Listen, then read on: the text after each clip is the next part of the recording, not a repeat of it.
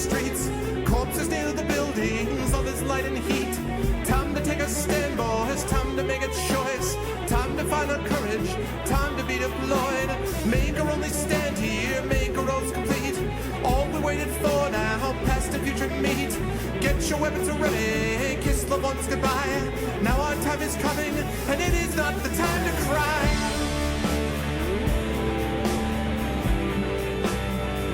Fight the war. Fight the war.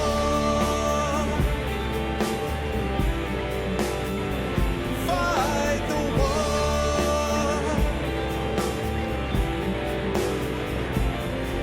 Oh, who cares why we're fighting? It's about the fight. Let the writers writing settle wrong from right. In the time of conflict, when the bullets fly, in the space of seconds, a life you cannot buy. Face the facts before you, face the simple truth. We're hopelessly outnumbered, it's tragic but it's true. Make your last formation, take the final road. Now it's time for endings, now it's time to go.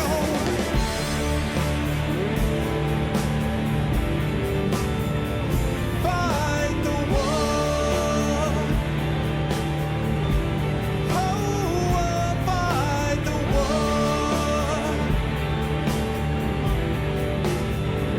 Fight the war.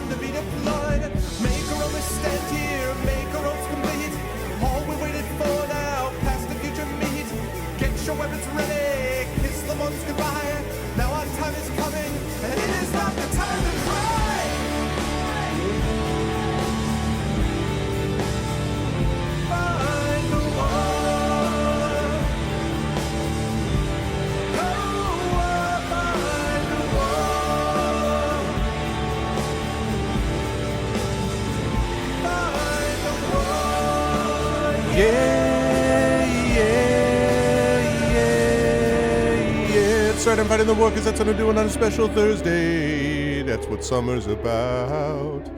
What's going on, everybody? Welcome, Arvanauts, to a special Thursday day stream. It is Thursday, May 18th, about a little bit, about 18 minutes past the hour, past noon Eastern Daylight Savings Time. And we are looking forward to an awesome stream today. This is a makeup stream. Excuse me. This is a makeup stream, in case anyone is wondering, to compensate for the fact that we lost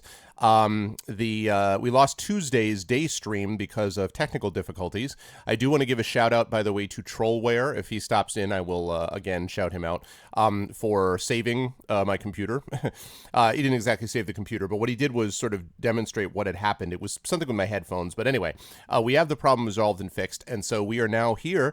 And fortunately, we were able to get this rescheduled today because we did not want to miss out on what was a really awesome stream last time, and I suspect will be an awesome stream today as well. Before we get to that, though, let me remind everybody how to support the stream. If you can tweet out the stream, that would be lovely. Please do that. Exclamation point CTT will allow you to tweet out the stream to all and sundry. Exclamation point ARVTube will get you over to my YouTube channel where you can check out past broadcasts of the stream, including day one of this book, Crypt of the Sorcerer. Exclamation point Steam Group will get you over to my Arvanaut Steam Group where you can hang out in between streams. We do announcements on there. Also, a lot of the hanging out now is happening over on the Discord server, which is going really well. We got, I think, 65 people over there now, and it continues to grow. So please get on board with that. Exclamation point Discord. And last but certainly not least, exclamation point Arvtreon for the Patreon, which is sitting right there. You guys can see that we are at 490.04. I would love to get that back over 500 again.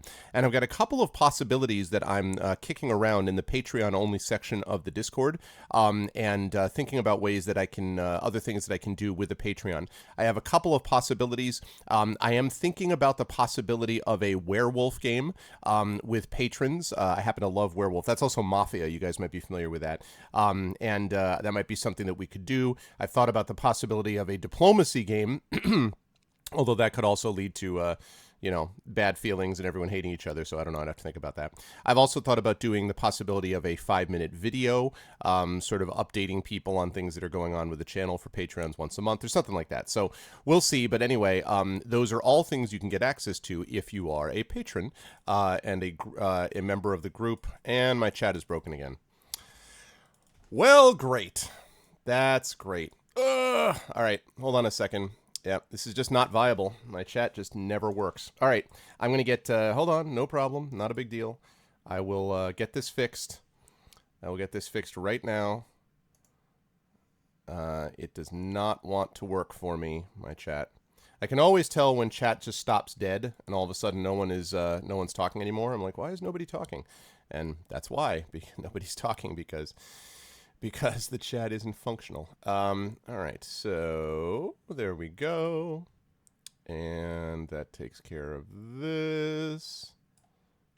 And there we go. And lovely. All right, so there we go. Now we've got that taken care of. So let me just refix the chat here. And then we'll get that configured. There we go. All right. Sorry about that, guys. I'm glad that I noticed it early on, though. Alrighty. Hang on just a second. Let's get this like that. I can get over that really hideous emote, which is really troubling. Yeah, I don't think it's a Windows thing. I don't know what it is. I have had difficulty, honestly, with chat for a while. Oh, no, it's not. No, you're fine, Shalom. I've had difficulty with my chat programs for a while. I don't know why. I used to just capture in the browser window. And let's see. No, that's working. Okay, good. So I may just go back to using the Firefox thing then, is what I might actually do. Yes, that emote. Yes, that emote. That emote is terrifying. How can anybody not think that emote is terrifying? I don't even know. Why would they even think that was necessary? I don't even... Like, why did, Twitch is like, I feel like Twitch keeps coming up with more emotes to break things. Like, everything they do, they use to break things. Anyway, so we've got this working now. I think it's adorable. Adorable, where adorable is defined as terrifying. Anyway, so where was I?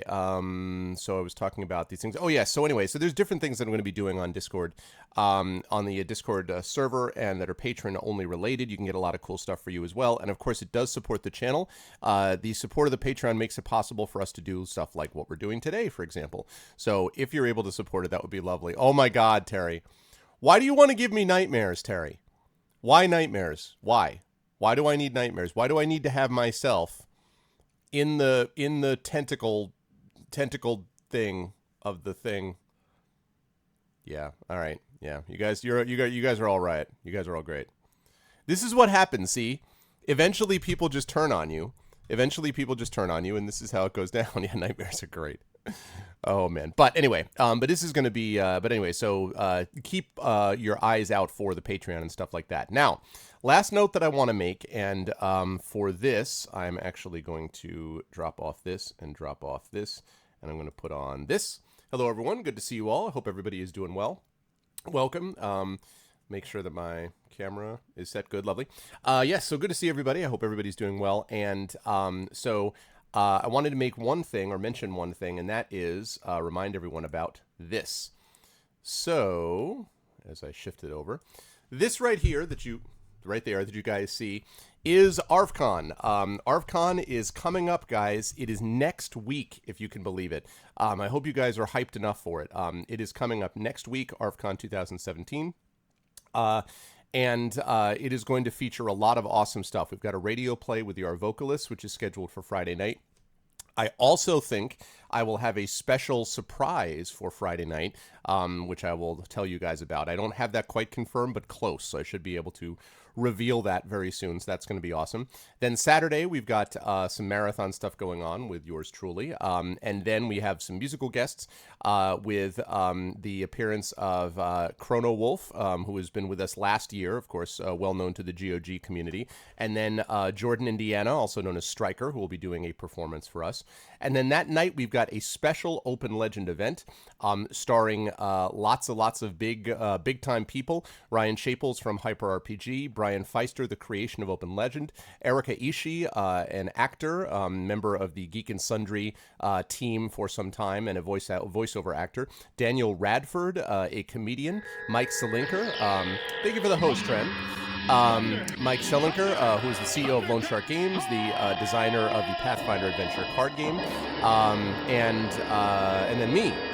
So all of us are going to be there. Oh, and also Stephen Lumpkin, that's the other one. Stephen Lumpkin, also known as Silent Osiris on Twitch, who was the GM for Roleplay West Marches and a whole bunch of stuff.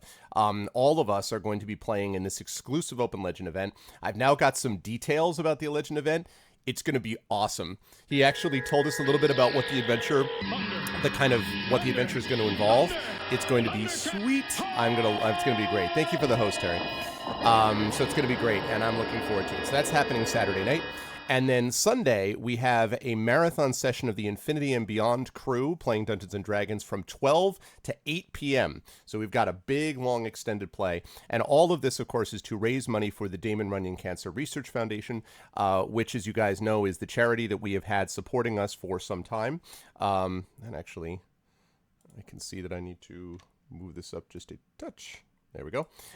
Yes, so the Damon Runyon Cancer Research Foundation, we raised money 2 years ago, raised about $500 for it. Last year, we raised over right around $1,200. I think it was $1,245 in the end. This year, it's $2,000 or bust. I want to hit $2,000 if I possibly can to support this very worthy cause. Cancer has affected many, many people, obviously, and anything we can do to actually take a positive step forward. By the way, not just about cancer research, but in this environment that we've currently been in, anything we can do as a community to work together is a positive thing, I think. So I'm really looking forward to ARVCon. It's going to be awesome, and I'm excited. I mean, there's a lot going on with it. And I also want to give a shout out to our sponsors. 3 Pound Games, Harebrained Schemes, Open Legend, Tin Man Games, and the Ed Greenwood Group. All of them have given us stuff that we're going to be able to use for giveaways. All of them have given us connections and allowed us to use their names, of course. And so I'm really grateful to all of them. I think it's going to be awesome when we use them. And the last thing I want to mention, just very quickly as a little teaser for all of you guys, is that I will be announcing during ARVCon, I will be announcing something, which is well, how can I do it without spoiling it? I'm going to be announcing a new feature on the channel during ARVCon. And I will say only that my guest may have some connection to this event that I'm talking about, but I can't talk any more about it. And I'm talking about in addition to the work that she's doing, because we're going to be doing these illustration things again, of course, in the future on these Fighting Fantasy game books. But there's something else that my guest that I'm about to introduce may be involved in as well. And I'm very excited about that. And I'm going to be announcing that during ARVCon, because it's going to be starting up in June. Oh man, am I excited about that. So, but we'll talk more about that when we get there. So, spread the word. Let people know about ARVCon. Please let people know about the channel. Please support us if you can, and so forth. Last thing I want to mention is just about travel. I am going to be leaving tomorrow for Pittsburgh. I'm going to be down at the Three Rivers Comic-Con. I'm going to be doing a talk down there. And so if anyone is in the Pittsburgh area, I would love to meet any or all of you there. My daughter will be with me, so you can meet little Arv yourself.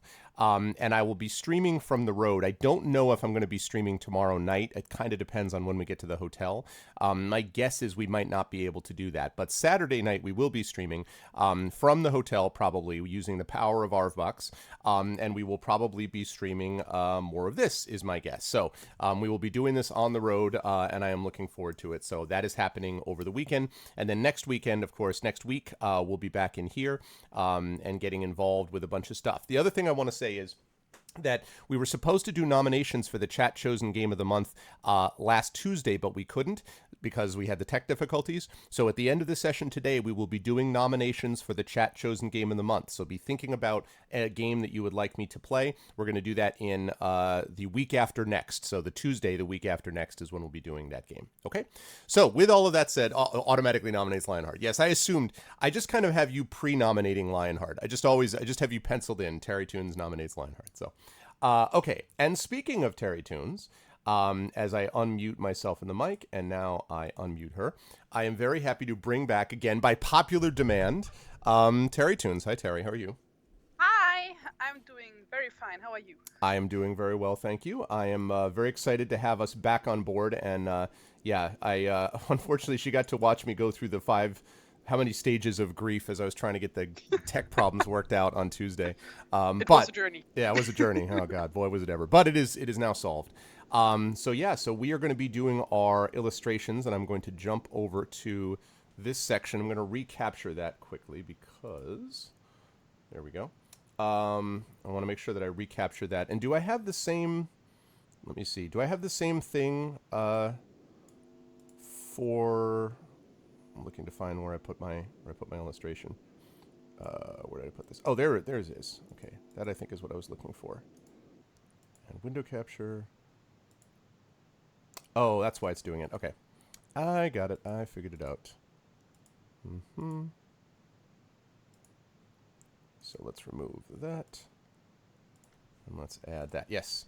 So for those of you who were not here and don't know what this is all about, this is...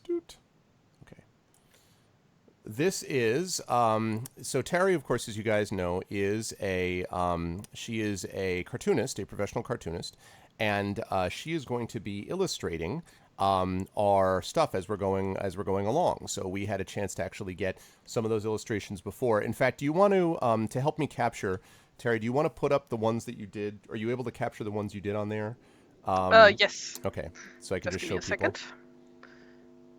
I guess I can just do this. Overlast. Whoops.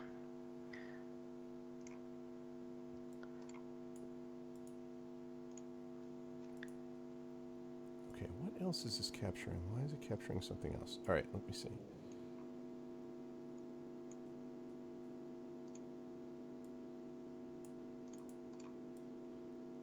All right.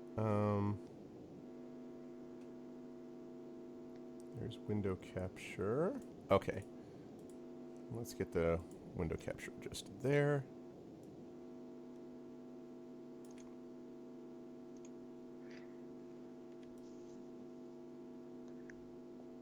Okay, and then right, we got sup. All right, like that. So yeah, the Omnius figure from the cover art, which Yes. I just drew before we started the game. Which was really cool. Yep. All right. Then this is our hero, Caius Erebos. Ah, the power of Caius Erebos. Yes, a god among men. That's exactly right. Okay. Then his heroic death. It's heroic. Did you have this centered before, Terry, in the screen? Because it seems like it's over to the right somehow or something. Oh, it's a different window. Oh, So- okay. Oh, that's fine. That's fine. I just want to make sure I know when I'm actually capturing it. Okay. So the art capture is from our art program, and this is just Got Windows it. picture preview. Gotcha. Okay. Yeah, the justice reigns from above. Nobody got that reference. I was amazed. Yeah, I have to admit I wasn't even sure. I think they were also focused on the fact that the harpoon flies had destroyed us the first time. So I think Just that a was thing part of that I like doing after I drew a picture, just adding a random speech bubble. it. Yep, you're a Because- frustrated captionalist is what you are. It's all about captions. Then here, Caius on his crusty steed, butter cheese. I love that. It's like a Don Quixote-esque type of thing, you know, like he's just wandering along, kind of, you know, the lonely wanderer in the wilds. It's very, very dramatic and atmospheric. Yep. Needs more windmill, so. Yep. That's true. It needs more windmills. That's true. And then I think last but not least, just a quick doodle of the Black Fairy that stole all of our stuff. Oh my God. God damn it. Yes. It totally did. And I have to say that that one was the one that I thought was just from an artistic point of view, that was the one that I was really impressed. I mean, I was impressed with all of it as usual, but like that one was the one that I was like, man, is that good? Just really, really cool. And I think actually better than their illustration. The one that they have in the book I thought was good, but I thought it wasn't up to this level. So, so yes, of course the steed is called Butter Cheese. Yes, yes. You've noticed a similarity. Yeah, there is a pattern with things that TariToons likes, and cheese does come into it. Actually, it's the other way around in this case. Cinder knows who Butter Cheese actually is. Should I tell and ruin it for everyone who Butter Cheese is? Yeah, you should. I mean, well, yeah, I think you should. Okay, so Butter Cheese is my Little Pony OC, my pony Sona. So there's that. That's how I got the name. Apparently, True Cinder's not Wild Wild. No! Too late. It has been revealed. It's been revealed, yes. It's been revealed. All right. I mean, I can show you guys the sketch I did from last time. Let me see. Let us see the sketch. It was on the stream, but I actually drew the horse as a unicorn with a head. So before that, just during inking, I changed it back. That's funny. So that's funny. Yeah. So we had a lot of stuff that we were doing, which was pretty cool. I don't know. As I said, I was a big fan of this, and chat loved it. So I'm glad that we're doing this again. There it is. Oh man, I need to see if I can get this. This is readjusted here. Where's my? I'm trying to align it properly, but it would be really neat if there was a thing that would automatically adjust this stuff, but I guess not. It'd be nice. It would be nice with Skype in general, if Skype would do things like that. By the way, okay. So there we go. Look at that, the unicorn. What I like about it is that it's such a, like I was saying before, it's such a serious picture. You know, it's just like I imagine somebody whistling, you know, in the background, like very dramatically. Yeah. So that's what I particularly like about it. Okay, there's that. I think I got that set. Okay, now you're going to be while you're drawing today, you're going to be drawing mostly in that side of the window, right? Like where you have it. Is where you're going to be doing your drawing, or are you going to be drawing somewhere else so I can make? Yeah, the white square you see right now. That's where I draw. Okay, in the white square. So I'm going to capture that in the white square with these drawings. Bum bum bum. Okay. So almost just a bit more like that, so I can get it captured. Lovely, almost like that, and then we shift it down like this. Perfect. Okay, the blank canvas, the most exciting moment at any time. Okay, and last thing is that needs to go down one. Perfect. Good. All right. Lovely. Test. 1, 2, 3. Is this real life? Is this fantasy? Oh no. Is this thing on? Yes. We've officially got feedback and sibilance. Everybody in chat can see this. So, Chad, let us get back underway and let's see this magic happen. So, for those of you who don't know, so Terry's going to be illustrating this live as we go through the book, and we had an eventful first session. Actually, we discovered that this sorcerer, this evil necromancer, who had previously been banished, his bones had been dug up by these grave robbers. It always starts that way. It's always when you dig graves that bad things happen. And so he now threatens to basically plunge the world into a second darkness, to quote another famous wizard. And as a consequence, we ended up having to go and trying to figure out a way to defeat him. But we have a couple of things that we need to do to make that happen. The only way that we can defeat this guy, whose name is Razak, is with his sword. And so we have to find that sword, and then obviously we have to find Razak. Right now, we ourselves, Caius Erebos, have a sword. We have a shield called the Defender, which protects against lightning. We have dabbed chameleonite blood upon ourselves because we had understood that was something that is supposed to help us That's what they say, or it could just be somebody trolling. But presumably, this blood is supposed to help us under certain circumstances, so we did that. And we have an anti-werewolf ring, and supposedly the quote, or the sort of trigger word, is 1, 2, 3, turn and flee. So there's this werewolf ring that we're wearing, and we have a cracked mirror in a silver frame. That's the stuff that we have here is because we thought we lost basically a bunch of our other stuff, except that the reason that happened is because we happened to wander into a forest, and we ended up having much of our stuff stolen by these black fairies, which Terry has already illustrated for all of you. We have had one death at the hands of deadly harpoon flies. This is why you don't want to go up against big, massive mosquitoes, because it's always dangerous. But our job is to find the lost lake in Moonstone Hills, where supposedly we can get more information about where the sword is that can be used to destroy Razak. And the last thing is we found these words on a stone, this mysterious words that said, to go beyond a granite door, press the numbers 184. We don't entirely know what that means yet, but that's sort of the quote that we've got here. And we have right now 15 out of 21 stamina. We've got 12 out of 12 skill, 10 out of 12 luck. We have 2 gold, and we have 5 provisions, is how things start. Werewolf boyfriend is best boyfriend. Listen, Tren, okay? I can't always support, the werewolf community. I mean, I do what I can here to be broad-based, but sometimes, lycanthropes have to take a back seat, you know what I'm saying? But anyway, so that's the current status where we now are.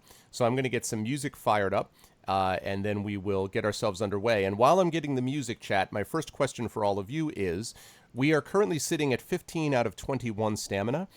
Provisions will restore 4 stamina points each. So the question that I have for you guys is, do you want to use one of those provisions to get us up to 19 out of 21 stamina?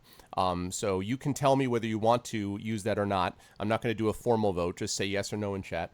And I, in the meantime, am going to get some music running here. So, what have we got? Trouden says yes. Epidemic says yes. What's up, Epidemic? Let's see. What's a good OST for this? How about Age of Wonders 2 OST?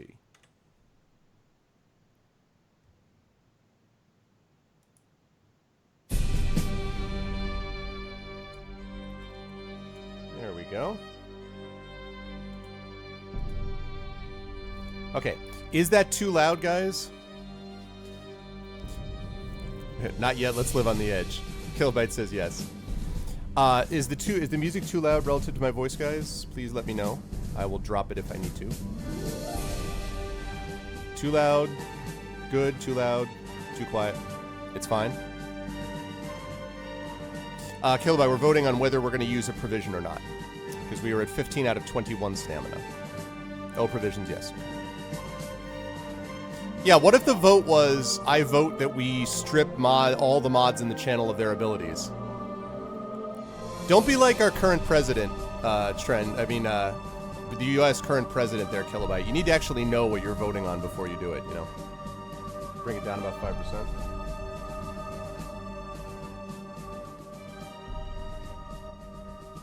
There we go. Provisions, yes. What's up, Dan the Man? Oh, yes, and hi to everyone, by the way, to get this started. Hello to Uncle Elias, True Cinder, Trouden, Trendane, of course, Terry. Shalom, Not So Speedruns, Master Gecko, Jagtress, Gamelin, Fagwent, Epidemic, Ekag, Dan, Kalen, Beautiful Bear, and my wonderful mods, Kilobyte and Dragonspear to get things started. I support stripping Dragonspear of mod power, so it's a very specified, like a specific question. Okay, so we are going to use provisions, so we drop that down to 4, and we're at 19 stamina. All right. That is where we find ourselves as we begin today's action. And it is, our save point here is number 29. Okay. Let me turn on actually my light in here because it's a little dark.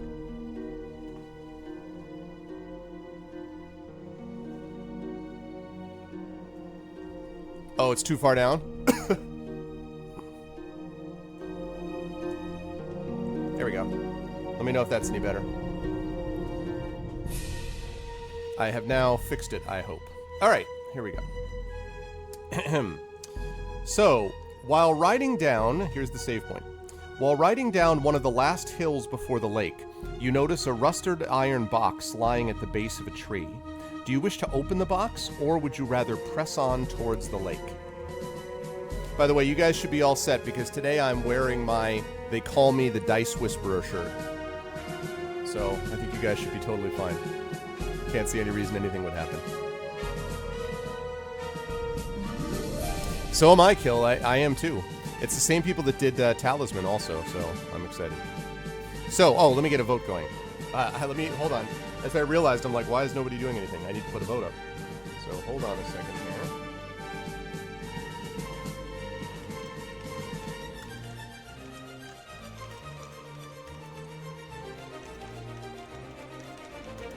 There we go. Sorry about that. And open the vote.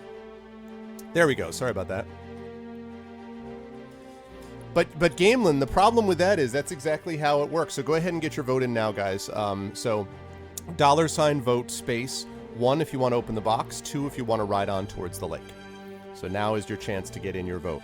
That's the way it works in real life, though, Gamelin. Like, if you're actually stabbed, all you need to do is eat some dried bread and salted pork. That's totally how real healing actually works in the real world. Like, for example, I have a banana right here. If I had just been punched in the face, all I need to do is just eat this banana, and it goes away. It's really miraculous.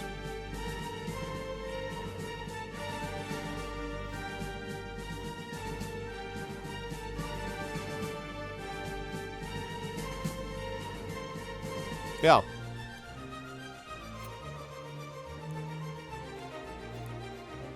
I already feel my vision improving. By the time I get to the end of this banana, I will no longer need glasses.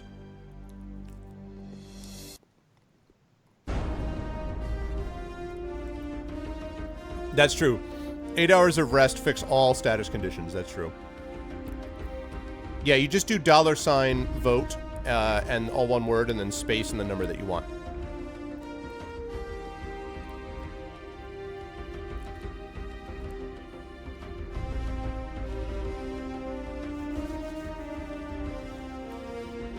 Alright, I'm going to last call this because it looks pretty...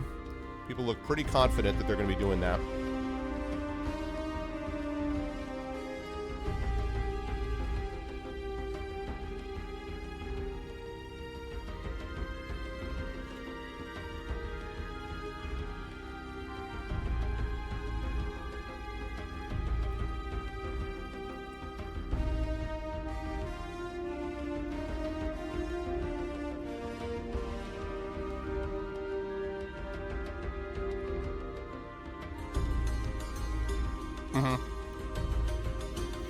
That's true, Gamelin, and actually, in the Advanced Fighting Fantasy, which I currently, I do a little campaign, like a mini campaign of that, with friends of mine every Wednesday for a couple hours, and in that campaign, you have to eat at least 1 provision a day.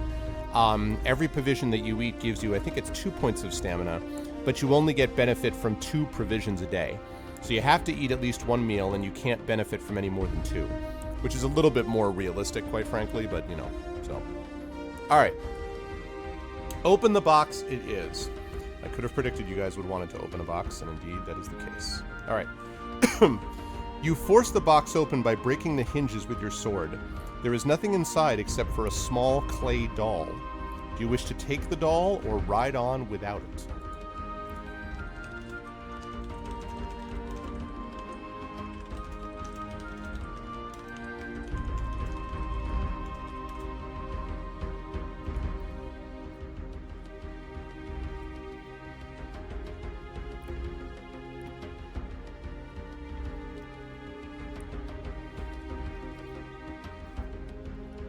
This is very dramatic music for choosing whether or not to pick up a clay doll, by the way. No, no, no, no, no, the clay doll. No, no, no, no, no, no, clay doll.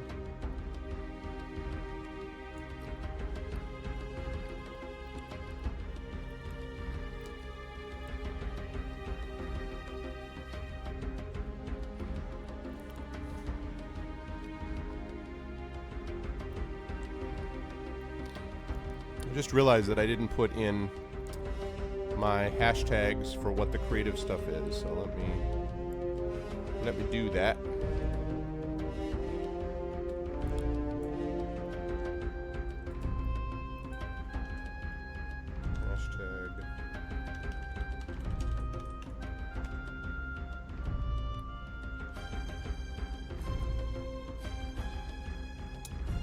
illustration, hashtag.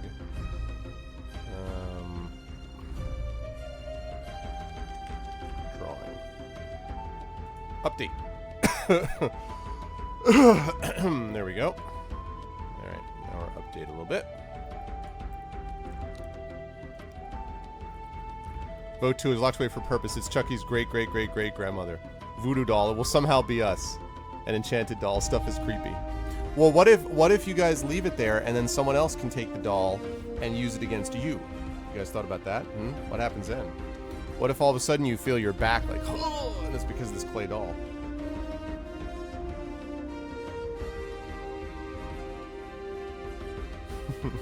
But you make a good point.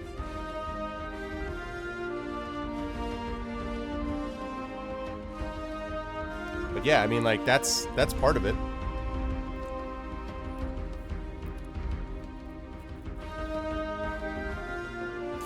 You guys. A voodoo doll. Maybe it's like the doll in Mulan, you know? That they find in the battlefield, and super creepy guy is just like, some girl is missing her dolly. You wouldn't want her to lose her only toy. Option 3, smash it. Fortunately, that's not an option. You got to think about which ones are most likely to work, I think.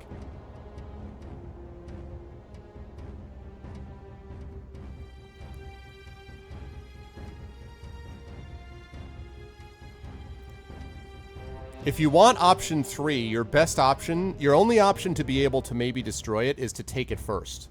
Because I'm just letting you know, I haven't looked ahead, I'm just letting you know that that's the only way it's going to work. Because if you ride on without it, it's just going to sit there. So if you really want to destroy it, your first choice, the only way to do that is to be able to take it first. So...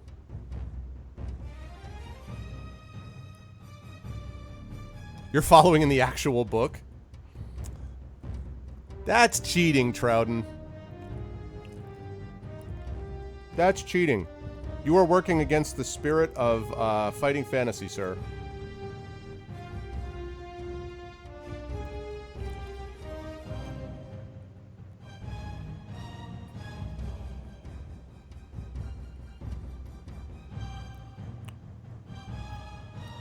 Alright, I'm going to last call this.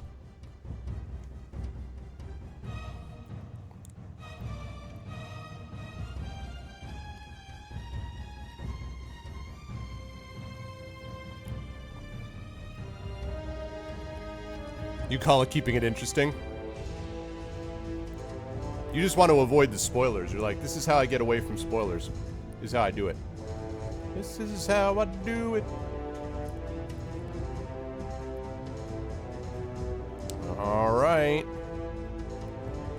Poll closed in a very close vote. I would say the chat is uncertain about this action. You are going to take the doll.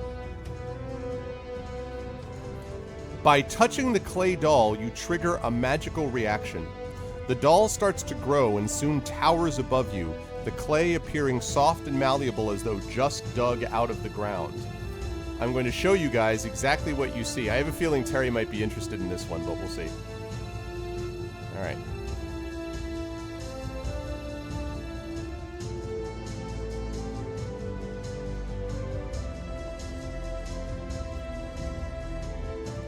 Let me see if, no, not that one.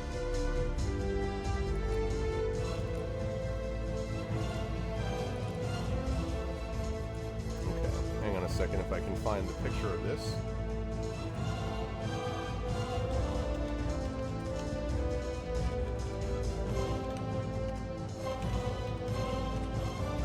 God damn it. There it is. There's the one I was looking for. Alright, so...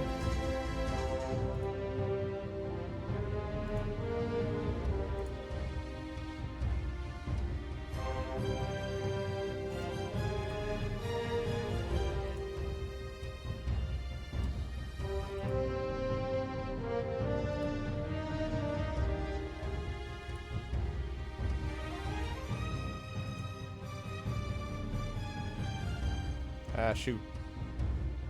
Darn it. I gotta be better about that studio mode.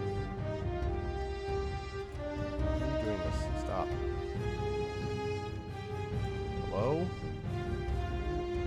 There we go.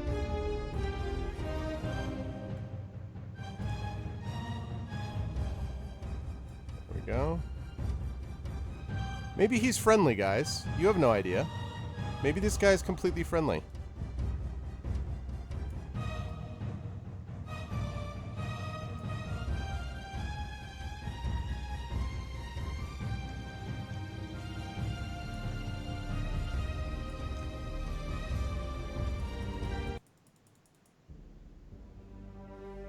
There we go.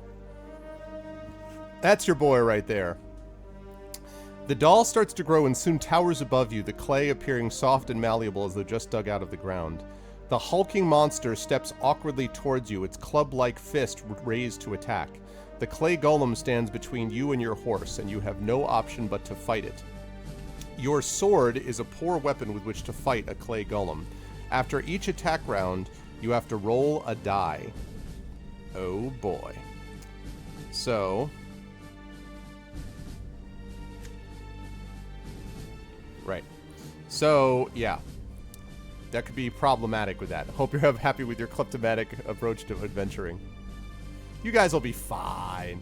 Okay, the battle point has come. The battle has commenced. So, Kilobyte, who I know is here. Kilobyte, are you willing and able to volunteer to dice roll for the chat today as someone who has done that in the past? Or not? Unfortunately, you cannot run because the golem will catch you, apparently. So I'm told. Also, your horse is on the other side. Okay, so here we go. The way this works for those of you who are new, we are going to roll 2 dice for the clay golem.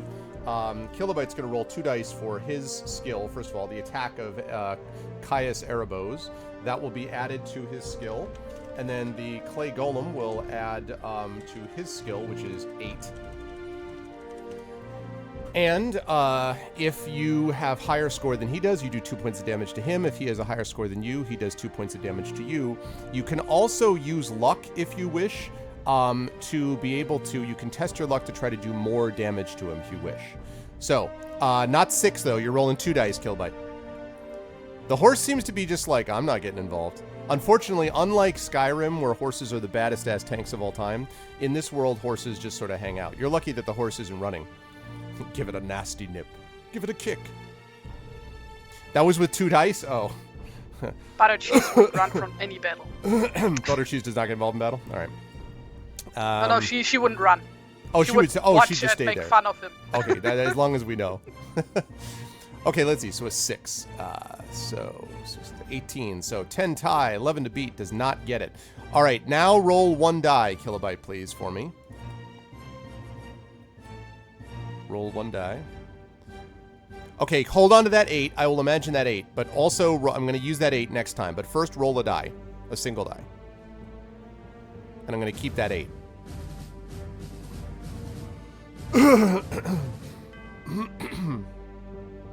Yeah, it's fine, Kill. Don't worry about it. 3. Okay, good. All right, 8. So that is a 20. So he's going to have a hard time. He does not get it. He gets dropped down to 5. Okay. So then roll 1 single die again, Kilobyte. So roll 1 die here.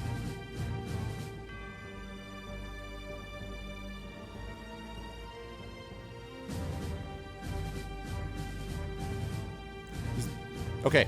All right. Now roll 2 dice again.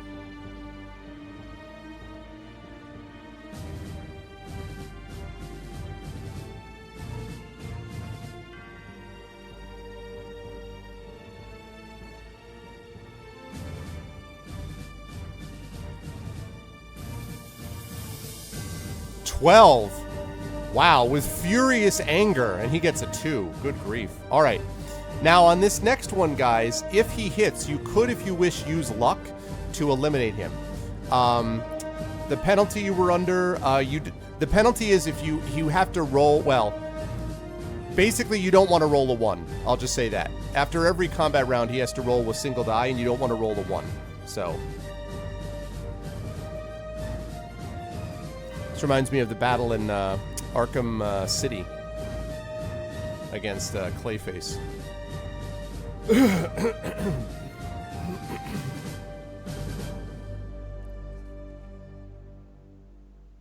Yep.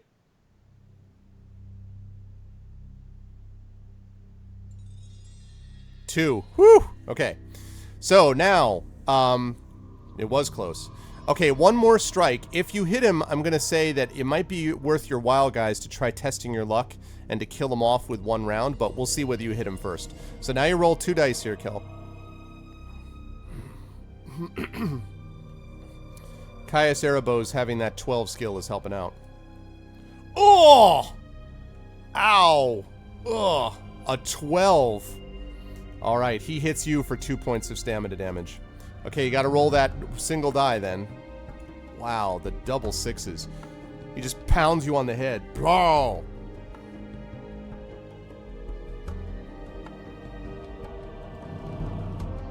Okay, 4. Whew, all right. So here we go again. Let's try that one more time. Now 2 dice again.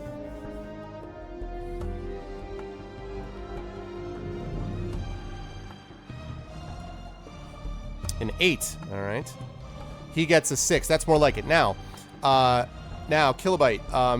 guys, do you in chat want to use luck? The reason why is if you are lucky, then you will kill him with this hit. If you're not lucky, then you would only do 1 point of damage, but then he'd be 1 round from defeat either way. And the reason is because there is a big risk if he rolls a 1. If you roll a 1, there's a big risk to you guys. So that's why I wanted to know if you guys wanted to use luck. And the way that you test luck is you roll 2 dice, 10 or less you're lucky, because that's your current luck score, and 11 or 12 you're unlucky. But as I say, worst case scenario, you just have another combat round as opposed to killing them off. So, do you guys want to use luck or not?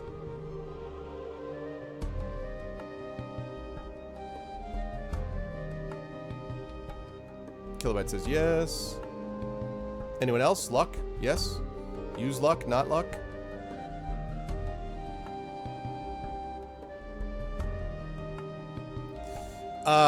I can't tell you that, Gamelin. I can't tell you that. But I just looked at it quickly and yeah. Okay, I got 1 yes, 1 no.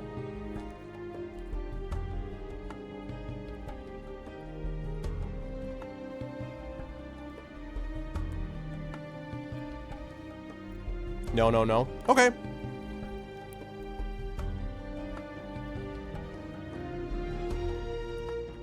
That's fine. Okay, so then you just do the 2 points of damage.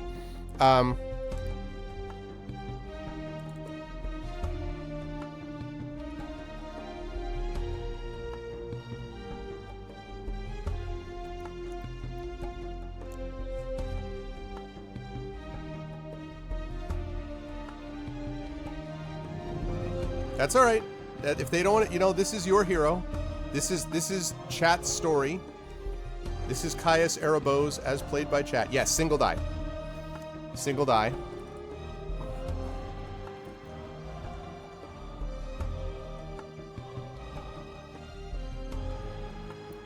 Woo! That 2 though. Man. Okay, combat round. That was really close. Okay, now 2 dice.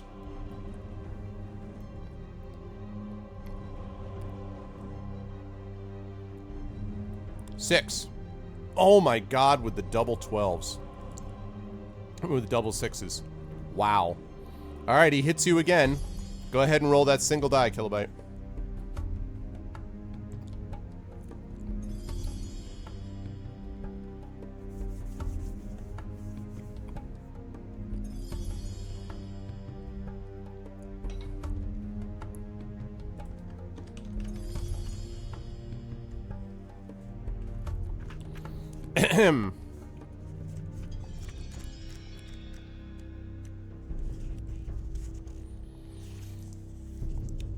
Unless your blow has just killed the golem, your sword becomes wedged in the wet clay.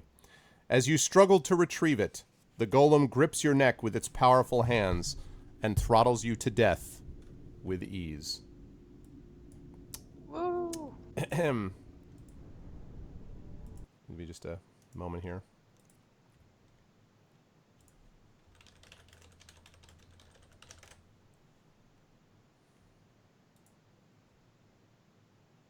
My name is Jenny Jones. Mm-hmm. Never mind the stupid ad.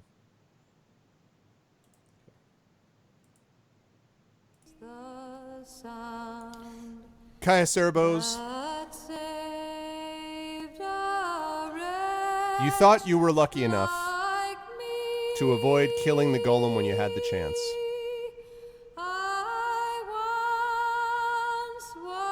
You thought you could do it, Caius, but you were wrong. And so now you've been taken by a clay golem and killed.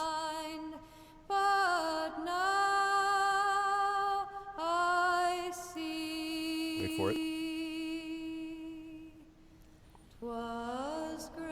And in this life, we will struggle on, Caius, remembering your tunic, your heroism, and your unwillingness to kill a creature when you had him down. Only a hero like you could die to a clay doll and a set of big mosquitoes, Caius. We wish you Godspeed. May you, in the afterlife, look as awesome as you were in this life.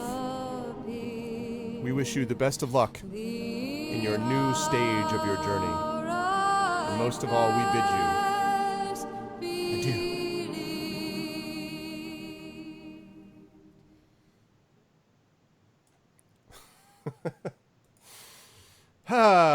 Deaths 2. Okay. Now the thing is, I'm gonna start us back here at the beginning of the fight. So the thing about this is that it looks to me like I'm gonna make an executive decision on this because it looks like we should try to defeat the clay golem. It looks like, and would have were it not for an unwillingness to use luck. So I needed to see what would happen. There may be some benefit to defeating this creature, I want to say. There may be some benefit to defeating it. So I want to recommend that we continue to fight it, except this time I'd like us to actually beat it. The benefit is that we are gonna survive. The benefit is that we're going to survive if we don't do it. We don't know that luck would have worked. No, but there was a pretty good chance with a 10 luck that it was going to work. You know? You totally didn't say you were unsure about luck. Exactly, Troughton, and you totally didn't at that point. Oh my goodness. Okay, so I will ask quickly, though, whether or not you guys want to touch the doll again. So this is the same thing, opening the iron box, etc. So do you want to touch the doll, except this time actually use luck on it when you have the opportunity?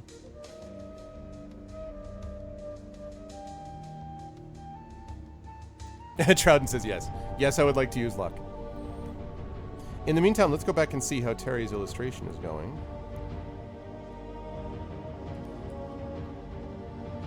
Is Caius, is that versus the Black Fairy? Yes, indeed. Okay. Awesome. Cool. There we go. I want to pick it up with gloves. Sure, why not? Death is meaningless. Well, I wouldn't say that. I wouldn't say death is meaningless.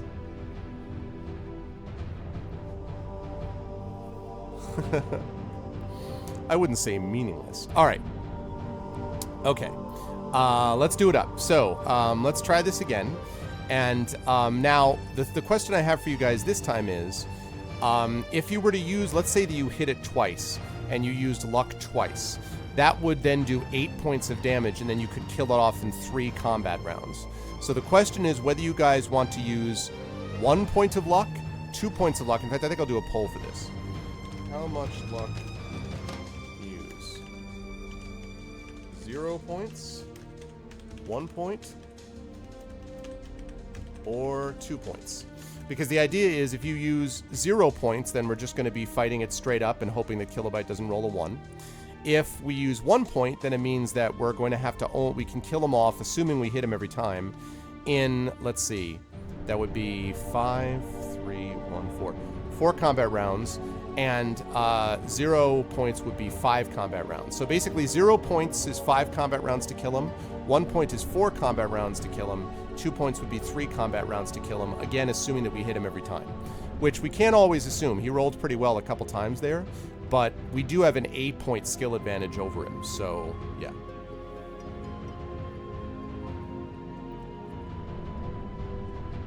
And of course, now I will say that when you use up luck, that means that you're down, you become a little less lucky. So when you law of averages, when you use luck, you're less likely to be lucky the next time. So you have to balance out that resource. But nonetheless, the sort of 1 in 6 insta-kill is a problem. I have to say too, and I certainly would never think to criticize Mr. Ian Livingstone, who now, just for the record, follows TariToons on Twitter and who liked a tweet that I did, but no big deal. But I would never think to question him, but I do have to say I'm not a big fan of the roll this insta-death. I'm not wild about that. When there's nothing really you can do about it, like you can't say, okay, I'm just going to punch him with my fists or something. So I'm not crazy about that idea, but use the cracked mirror in the silver frame, just show him his own reflection, like, ah!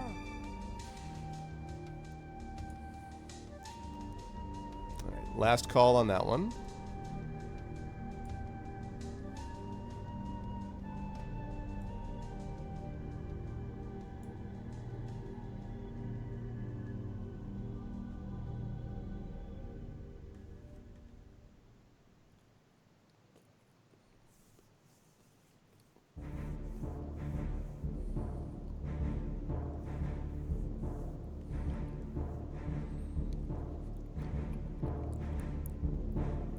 It's the Dark Souls of fighting fantasy books? Oh, God.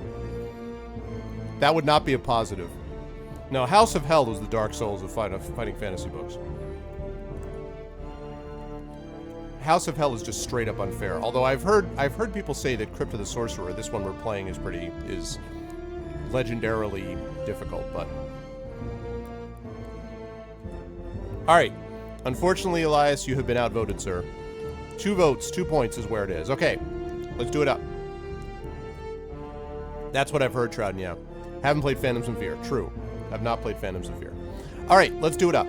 Oh, sorry, Tren. Sorry. You got outvoted. But, so here we go. 10. He gets a 5. That's not enough. Okay, so now you're going to roll 2 dice, Kilobyte, to test luck.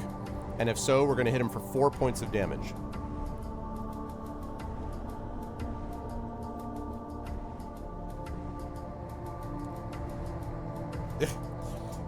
Not today it isn't.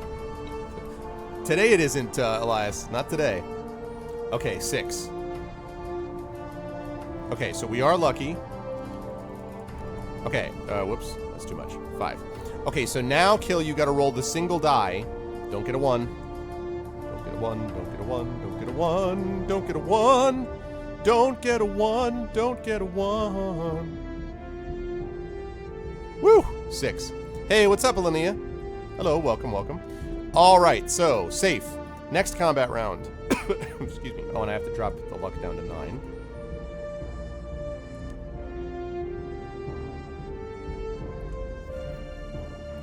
$10. All right, you're not messing around with the golem this time around. Okay, so you've hit him. So now test luck. So 9 or less is what we're looking at. 9 or less. 9 or less. Okay. You are indeed lucky, so we'll drop that down. He goes down to 1 point. Now you have to roll a single die. Single die. Don't roll a 1. Don't roll a 1.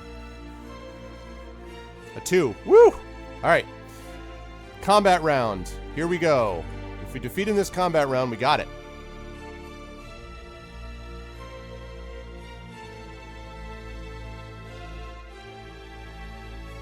$6.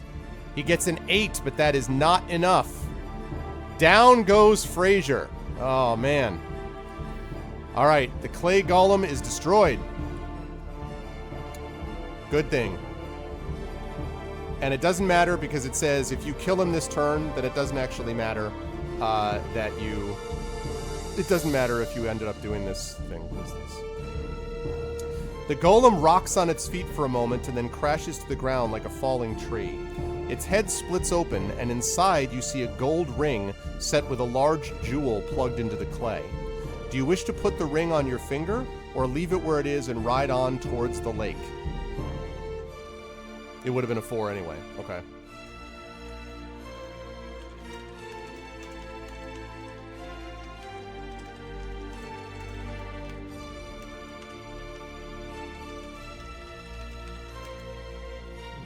Alright.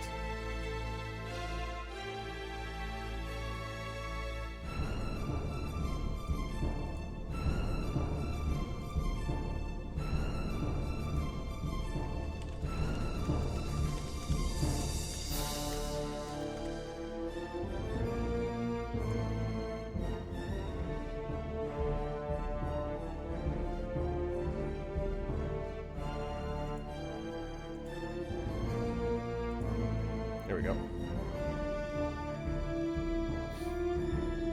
You have no context. Well, we just defeated a clay golem. And his head split open, and there was a ring inside. So we asked whether we should put the ring on our finger. And so far, it looks like Chad is a fan of putting the ring on the finger.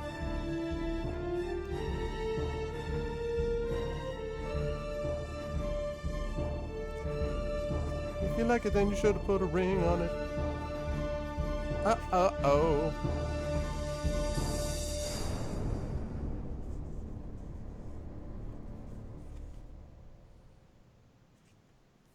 Okay. Jagtress is like right on towards the lake. Right. Not much context, exactly. It's a cursed ring. It turns us into a golem. We become a clay doll. Terry, am I okay audio-wise on your end now? I do believe so, yes. Okay. Just want to make sure. I'm getting a real Hercules vibe out of our boy Caius. Well, I mean, if he has a name like that, so... Yeah, no, it fits. Just rolling with it the fits. name, I Yeah, guess. no, I dig it.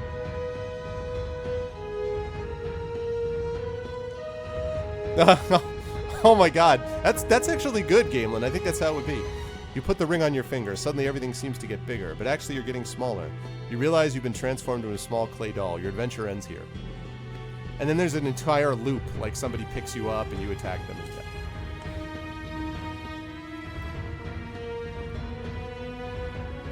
Yeah. Alright, I'm going to last call it here, because it looks like people are pretty definitive about what they want to do.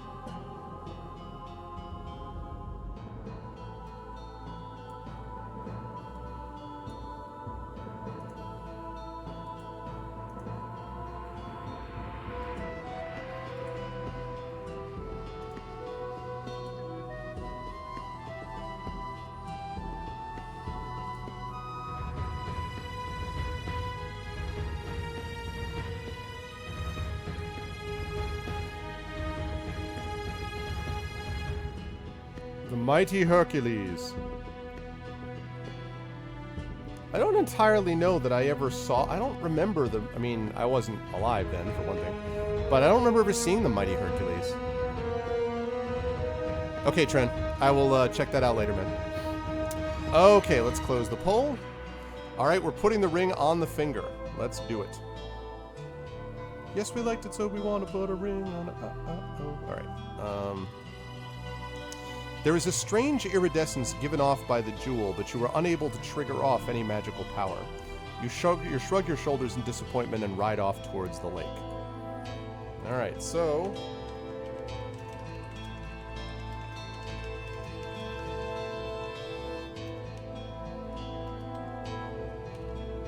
Ring with jewel.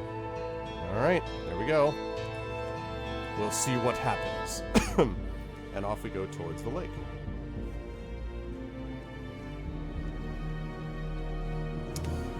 You nervously ride over the brow of the hill that leads down to the lake. There is a deathly silence in the valley, and hardly a ripple breaks the surface of the dark, mist-covered water which stretches into the distance. You quickly scan the lake, but see no movement on it. You wait patiently for almost an hour, and then you catch sight of an object drifting slowly towards the western shore. You strain your eyes and you see this. Rocket Robin Hood. I didn't know about the strange iridescence. It didn't talk about it until just then, so I don't know. Strange iridescence. Okay, here's what you see.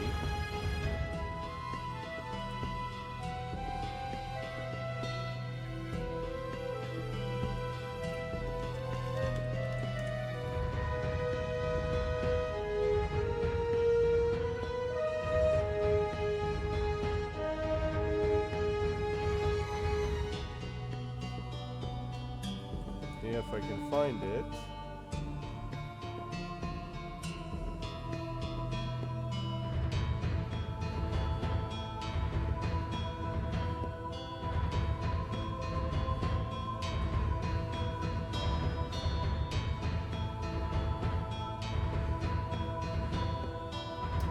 I may not have this picture available. Oh my god, Terry, when I do an image search for Crypt of the Sorcerer now, about 4 rows down is your drawing. Nice. On Google. Great success. Indeed. Let's see. Huh. Nope, doesn't seem to be up there. Music's a bit loud. Oh, okay. I can turn it down.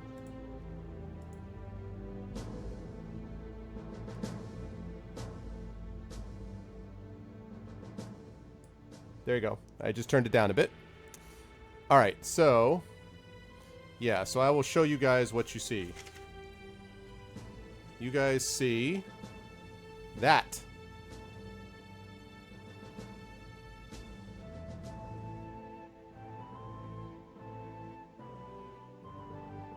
It's illustration on page 330.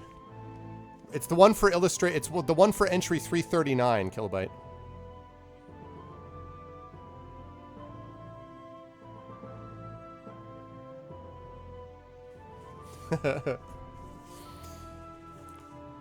You strain your eyes and see that it is undoubtedly a raft and a robed figure is sitting on it. You spur your horse along the shore to the point where the raft is heading. I think I know that guy. As the raft drifts close to the shore, you urge your horse into the cold lake and set eyes on the cursed skeleton of Kull.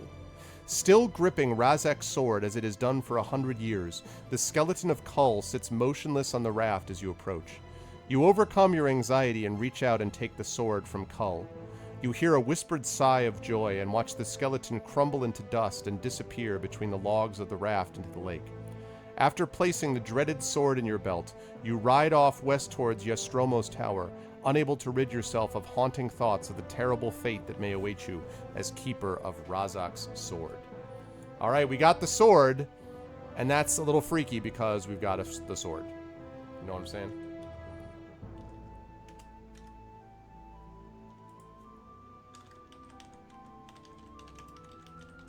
The only thing that can defeat him. Razak. Alright. Alright, we got it. Let's see what happens. Okay, I think that's actually a safe... I think that's a good spot for a save point after getting Razak's sword. Okay. Consumed by dark thoughts, you do not notice that you are being followed, and only the sound of galloping hooves brings you back to reality. You look behind you and see an armored centaur closing on you. Your horse is too tired to outgallop the centaur, so you turn to face your adversary, who is armed with a long spear. Part man and part horse, the centaur revels in battle and is a tough opponent. Oh, man.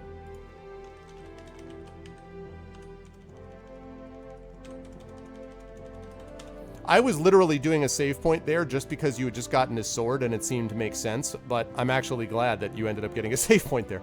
Although, I mean, you have a 12 skill and he has a 10, so this should be doable. There's nothing like, if you do this, roll a die, and 1 out of 6 you get smoked or whatever. So, with a link that might help with the illustrations, thank you very much.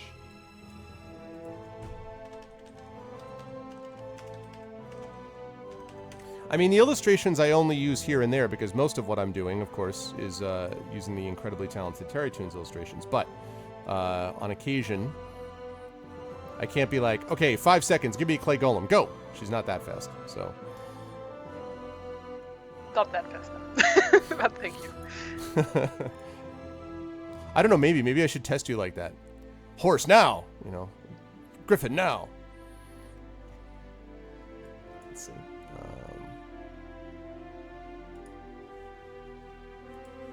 Maybe there's messages. The speed!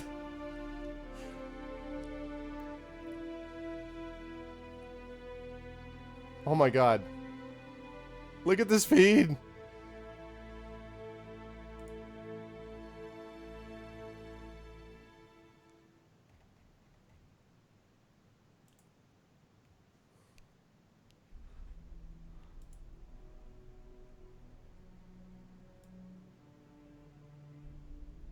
Okay, I'm just pulling up this link that Kilobyte sent me.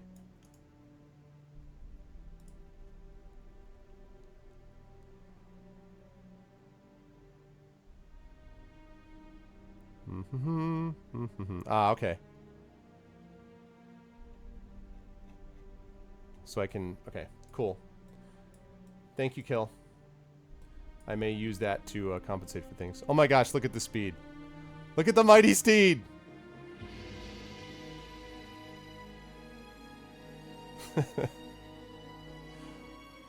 I can see like the frantic like line drawings that is zzz, zzz, hoof, hoof, hoof.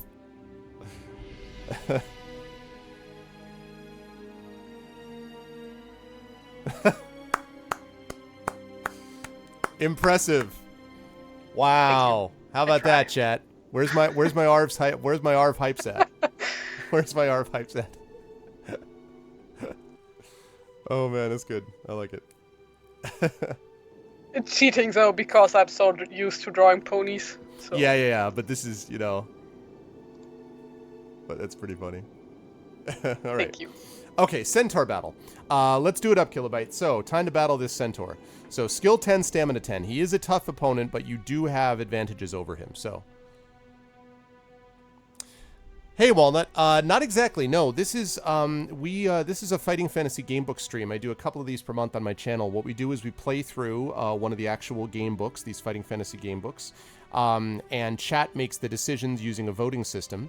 But the new little wrinkle that I added to it is that I have a professional cartoonist who is also illustrating some of the stuff that we do live. So as you're watching chat make these decisions, you're also seeing this person, you're also seeing this character appear on screen because of TariToons, who is doing the cartooning work, sort of live illustration. But I do play a lot of Dungeons & Dragons on my channel, and in fact, next week I will have a lot of D&D going on during my charity event, so you should definitely stop back for that. Yeah. Okay. Let's do it up. So 10 is a good start. Let's see. It's going to make it hard for him. Oh my goodness, with the 12. That's my third 12 I've rolled today. I need to save these rolls for when I'm trying to get high numbers. Okay. So sting. He manages to ward you off. Second one is an 8. He gets an 8, but that's not good enough. So you drop him to 8 points. Another 8. He gets an 11. He's able to knock you backwards by a step. Yes, indeed, that's true. 6, he gets a 7, but that's not enough for him because you have a 2-point advantage on him. He drops down to 6 points of stamina. He sort of staggers back. Suddenly his phone rings. And then stops. Which is good because it should stop. Thank you for the follow, True Cinder. And welcome to the Argonauts. Any friend of Terry's is a friend of ours. Okay, we got a 9. He gets another 12. What is with the 12s today? I apologize on behalf of... See, it's my fault because I wore the Dice Whisperer shirt. This is all my fault. This is completely my fault. Okay, 6. He rolls a 7. So you get there, hit there. Where would a centaur keep a phone? You know, I don't want to talk about basic anatomy, Elenia, but I just, you know. In his pouch. No, I mean, he's a centaur. He can, like, carry a fanny pack.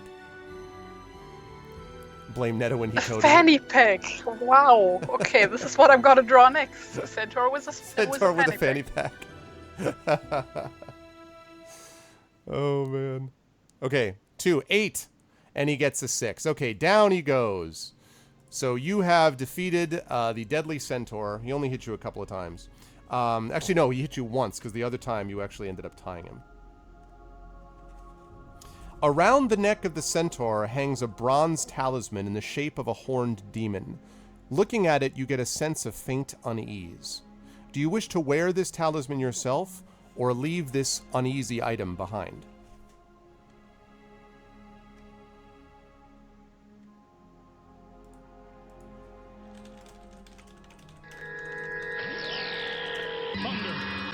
Thank you for the host, Rob.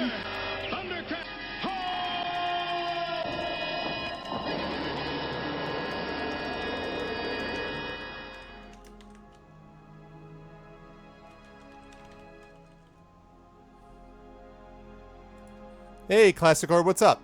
So again, there's this horned demon talisman that the centaur was wearing and gives you a faint sense of unease as you look at it. So the question is if you want to wear it or leave it.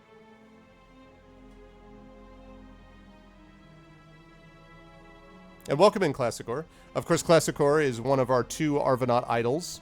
I've run that competition twice. First time it was won by Classicor. Second time it was won by Kilobyte. And so those are our 2 Arvanaut idols in my writing contest that I have on here once in a while.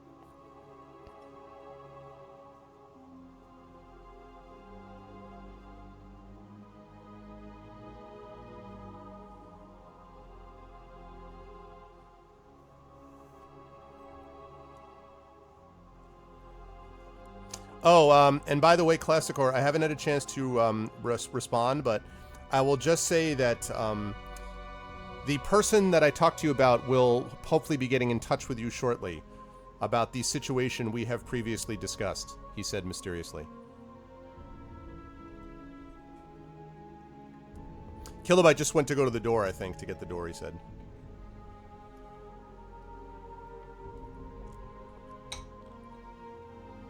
Yes, quite redacted. Yep.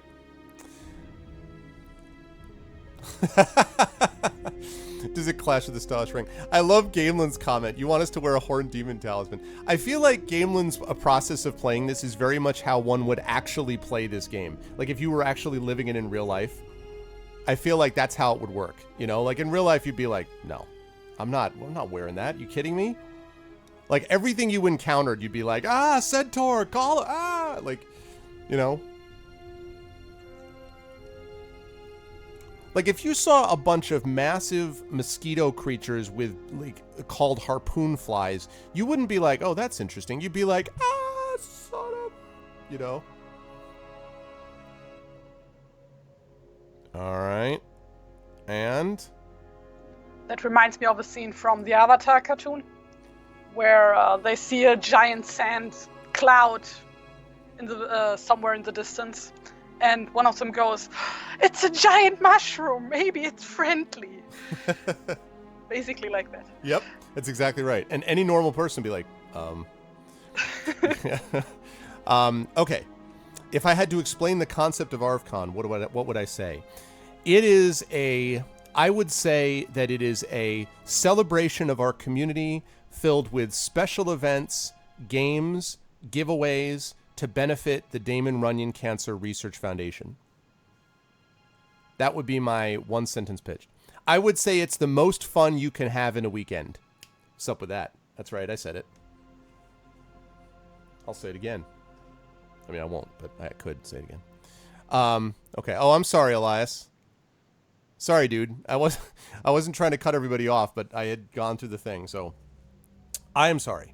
But while we're in, I mean, listen, I didn't want to say anything, you know. Classic. What kind of car does this streamer drive? What's up, Big Boss? Okay, so you shall leave it behind. For the next hour, your return journey through the hills remains uneventful until you suddenly hear a girl's cry for help coming from the direction of a wooded knoll not far to the south. Do you wish to ride to the knoll, or do you want to keep riding west? An RV. Hey, there you go, boss. I see what you did there, and I want to subscribe to your newsletter. So, do you want to ride to the knoll?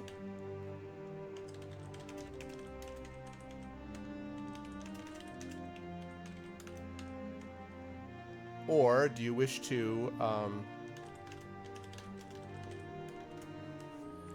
Ride to the knoll or keep riding west. A wooded knoll.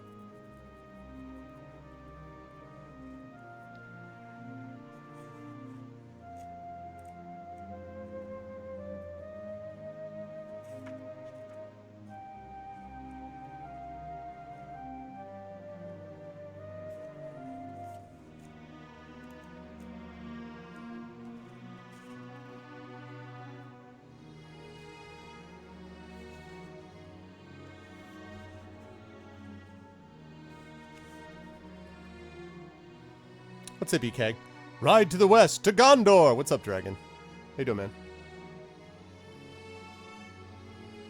Hey, Dragon Spear, I wanted to ask, would you mind doing this? Kilobyte was also kind enough to give me, to send me a link. But is there a way that you could upload the illustrations that you have for Crypt of the Sorcerer? Because I want to be able to use those in between, like, mostly what we're doing is watching Terry's drawings, but I want to be able to use that for, like, interior illustrations where it's like, okay, you see this. And Kilobyte was nice enough to send along a link to something else, but those illustrations just by themselves would be useful. Could you do that, do you think? That would be useful if you could. It's Crypt of the Sorcerer, which is book 26. Unless you're an Easterling. There could be a, yeah, it's a, right, it could be a grassy knoll.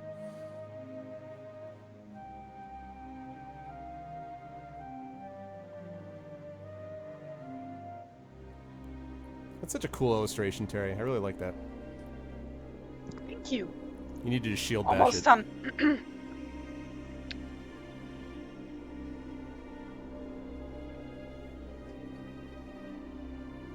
Okay.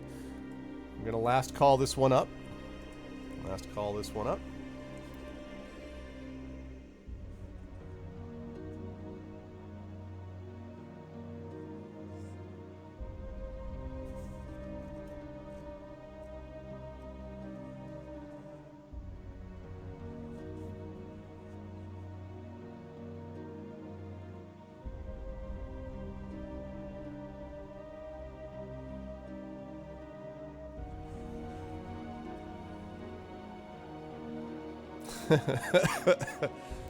That is funny. Yeah, I like that trend. Okay. All right. Let's close it up. We are going to ride to the knoll. All right. Riding to the knoll, riding to the knoll. Okay. When you get closer to the trees, you see who is calling for help. And specifically, you see this. All right. So, let me pop up this thing that you see.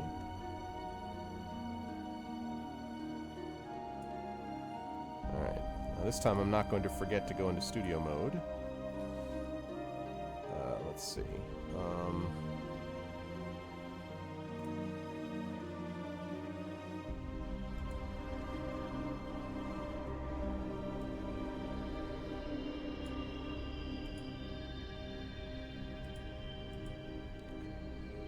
That's the thing that I want.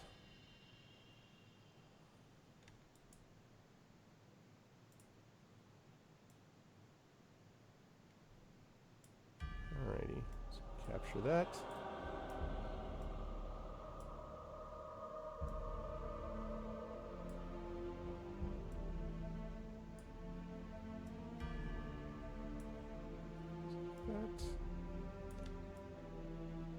Alrighty. Okay, got that.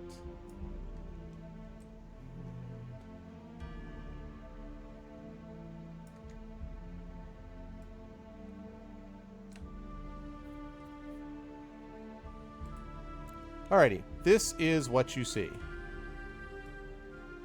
Studio mode, getting it done. Okay, when you get closer to the trees, you see who is calling for help. A young woman is hanging upside down, her right leg caught in a rope noose tied to a high branch of a tree. Her hands are tied behind her back, making it impossible for her to free herself. She pleads with you to cut her down and says that she can heal your wounds as a reward. Do you wish to cut her down or leave her and resume your journey?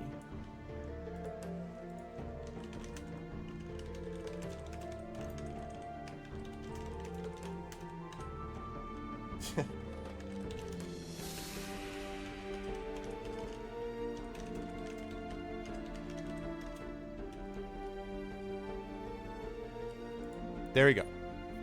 There's the poll. What's it going to be, guys?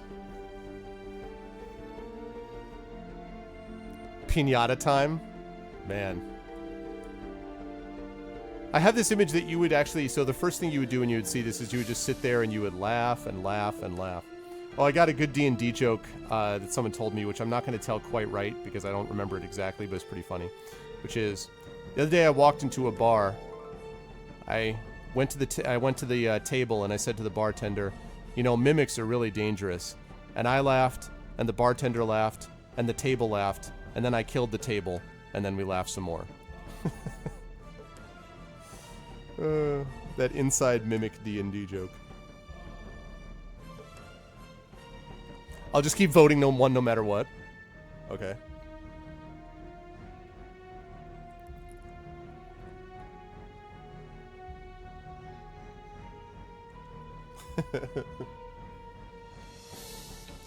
It really cracked me up when I saw it.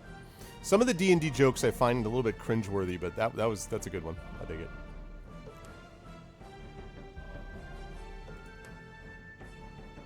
There it is. The barkeeper asked us why we carried weapons on us at the bar. I said mimics. The barkeeper laughed. The party laughed. The table laughed. We killed the table. It was a good time. Yeah, that's it. Oh, man.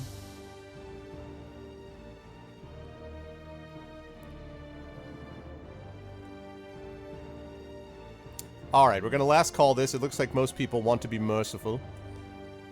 They wish to be merciful in your sight.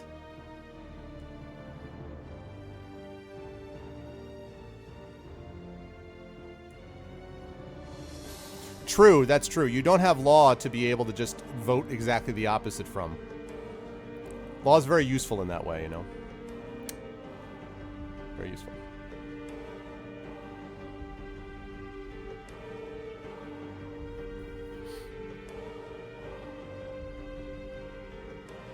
Vote 1 is usually to do something option, while vote 2 is don't do it. Oftentimes, yes. That's true. It's hard not to get into patterns when you're making multiple choice things, so... Okay. Alright, you're going to cut her down. She kills you immediately. No, I'm just kidding. Okay. What actually happens is... The woman is soon free and thanks you for rescuing her. But you keep your sword in your hand, as many an adventurer in Alancia has died in the past due to trickery. The woman notices your suspicion and says, "My name is Jella, and I am a half-elf. I am an apprentice to the wizard Kovacs of Zengis. He's a specialist in long life and sent me into the hills in search of rare herbs. Unfortunately, I was ambushed by goblins. They took nearly everything I had, but ignored my most valuable possession, a tin of healing powder. You watch as Jella opens a small tin and offers you a pinch of the brown powder. Will you swallow some of the powder or bid her farewell and resume your journey?"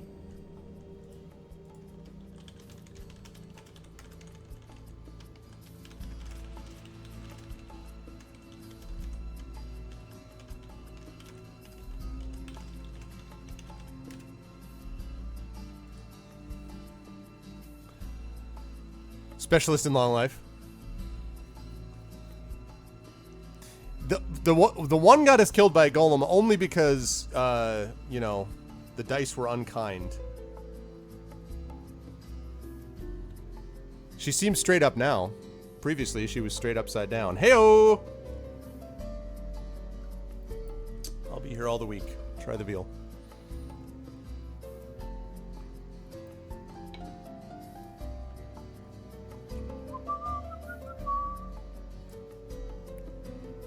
Soundtrack isn't bad. It's the Age of Wonders 2 OST.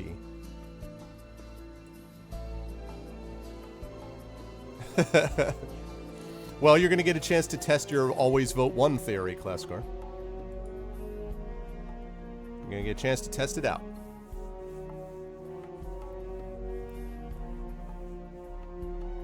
Ah. Right, so if the book had said, like, she seems completely above board and totally normal, and not at all like a member of the Trump administration, you know, then you would have felt, like, more worried, right?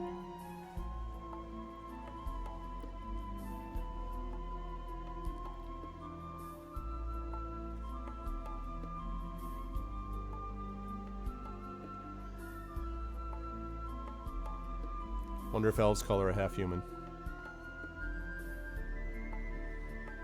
Party hard, vote 1, die young, become legend.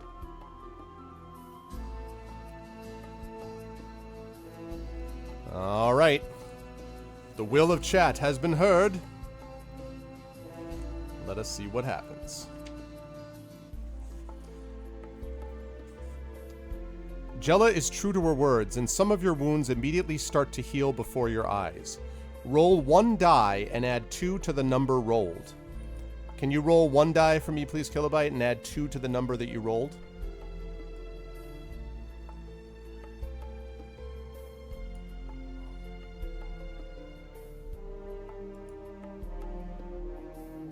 If Kilobyte's back, that is.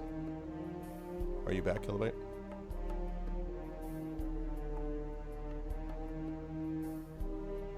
$32. The answer is 6. That's the total number you got? So, that is the number of stamina points that are healed. Ding, ding, ding, ding, ding, ding. You are maxed out on health. After telling Jella briefly about your quest, she warns you that there are a lot of boulder beasts in the hills and that you should be careful. So beware the boulder beasts.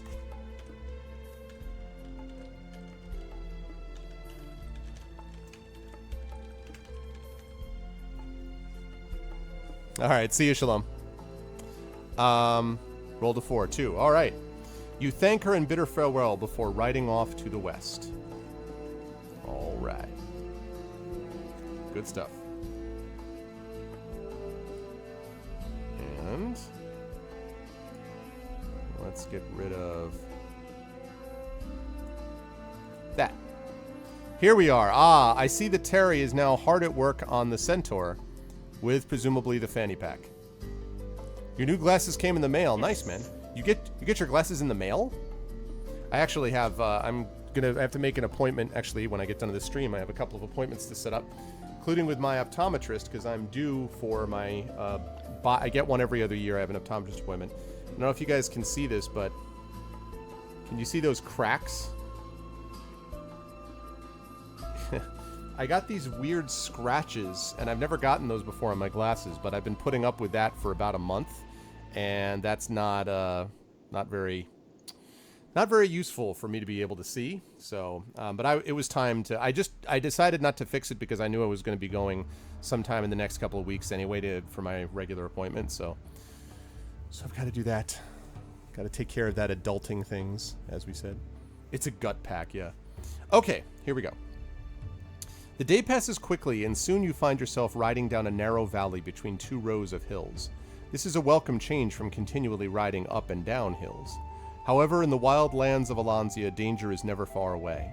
Standing ahead of you in the middle of the valley is a huge, ugly brute, some 6 meters tall, dressed in grubby animal skins.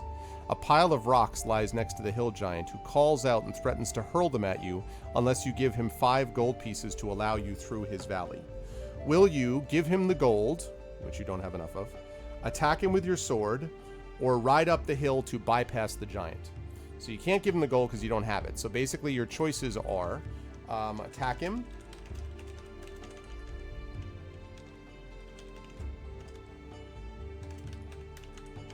or ride up the hill to bypass him.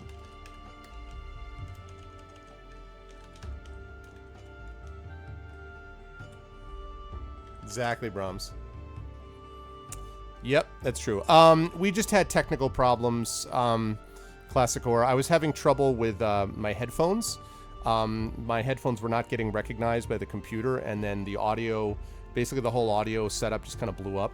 So I needed the help of Trollware, who was able to solve the problem and fix it, and so everything is back to normal now. But it was kind of out of nowhere, and so, yeah, that kind of sucked. That kind of sucked. And it'd been a difficult day anyway because I had all this other work I was doing at the same time. So anyway, but fortunately we were able to reschedule for today because normally at this time I would be teaching, but it is summer now, so that's good. True, true.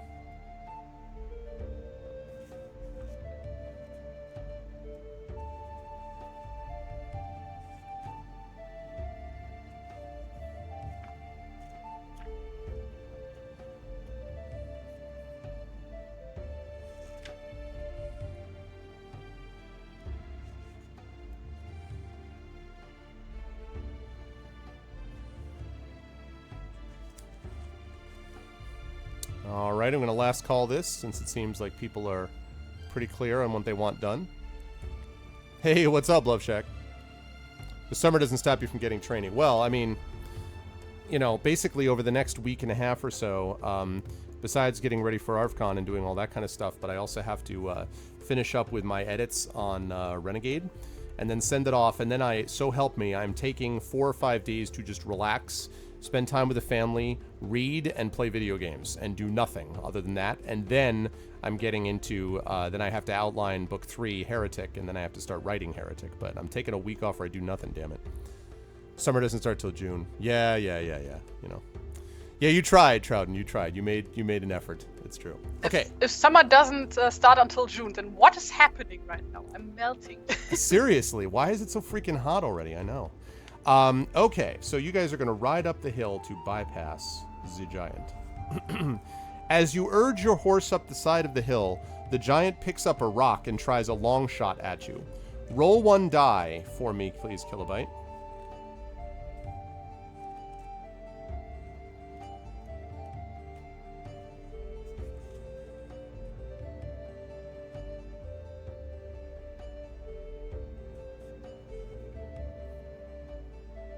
It's not hot here. Well, you live in Canada, Kilobyte. That doesn't count. It's never hot in Canada. It's always 60 degrees and you're always playing hockey. I'm just kidding. That's a blatant stereotype and is only partially true. Okay. So, what I love about this, guys, is if he had rolled a 1, you would have been knocked from your horse by the boulder and insta-killed. Livingstone just does this all the time. He's just like, roll a die. Nope, fail. Thanks. Anyway, so you rolled a 2 to 6, so you're okay. The large rock flies towards you, but lands 5 meters short. You hear the hill giant bellowing in anger, but you ride on up the hill and soon leave the giant behind. The rest of the day passes without further incident, and as it gets dark, you wonder where to make camp. In the distance, you see the glow of what looks like a fire, but it is now too dark to see whoever might be sitting by it. Do you wish to ride over to the fire, or do you wish to camp down for the night between some nearby boulders?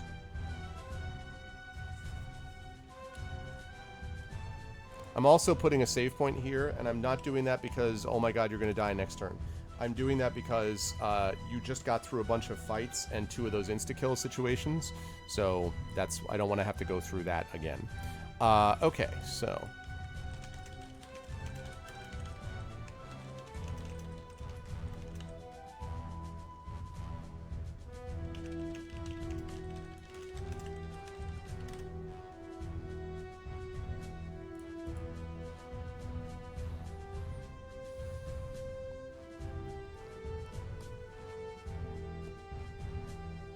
It's 85 Fahrenheit.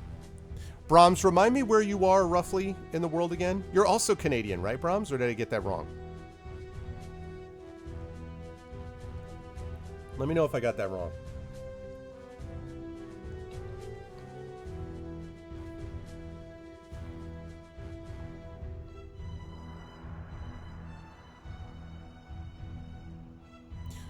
Also, I have a question for the Canadians in chat, by the way. This is just out of my own curiosity. I know of a couple of independent bookstores like Baka Phoenix Books in Toronto, and I know that you guys have Chapters, I believe it is up there, right? Which is the big chain. Yeah, Ottawa, that's right. I remember, Brahms. Yep, I remember. Sorry, I had to remember. So my question was, what would you say for the Canadians, what's the sort of, what are the independent bookstores that if you went to them you would go to? Like, because Chapters is sort of like Barnes & Noble for the US as I see it. So I'm curious, like, what your independent bookstore is. Like in New York City, the independent bookstore would be like the Strand or something like that, right?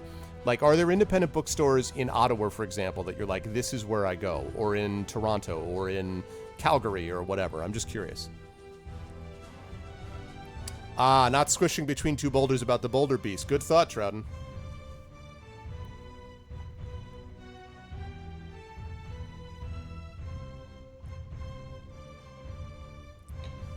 Okay.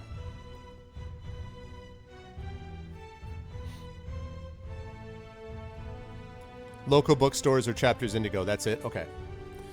I'm curious because I want to be able to, because my publisher in general is is continuing to look at other independent bookstore places. So this isn't something they told me to do. I was just curious myself about what the independent bookstore scene is like in Canada, and I obviously don't know. So, all right, let's last call that up. Ride to the Fire. It's a good name for a cheesy album title. Ride to the Fire.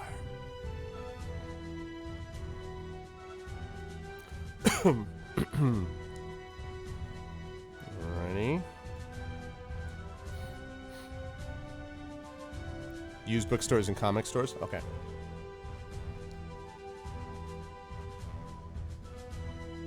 Alright, let's close that poll. Here we go. Riding to the Fire.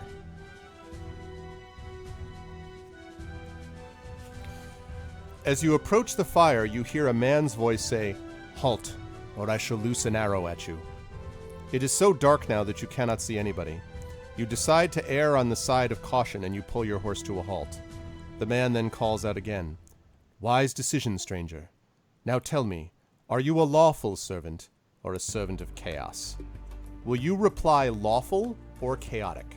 And lawful, by the way, in this world, lawful's good, chaotic is evil, basically, so.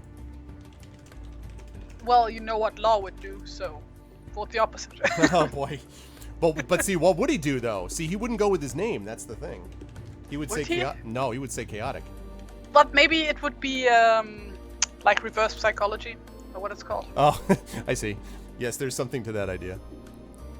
Right into the danger zone. Can I claim chaotic good? Yeah, see, it doesn't break it down that way in this one, Dragon. It is funny for people. See, the thing is, for a lot of us, we started with fighting fantasy and then we moved into things like D&D. But for those people who started with D&D, I find that they're often bumping up against the sort of limitations of what fighting fantasy provides. So they're like, can't I just say this? And you're like, well, in D&D you could, but not so much. It's interesting to sort of see the differences when people have gone from one to the other.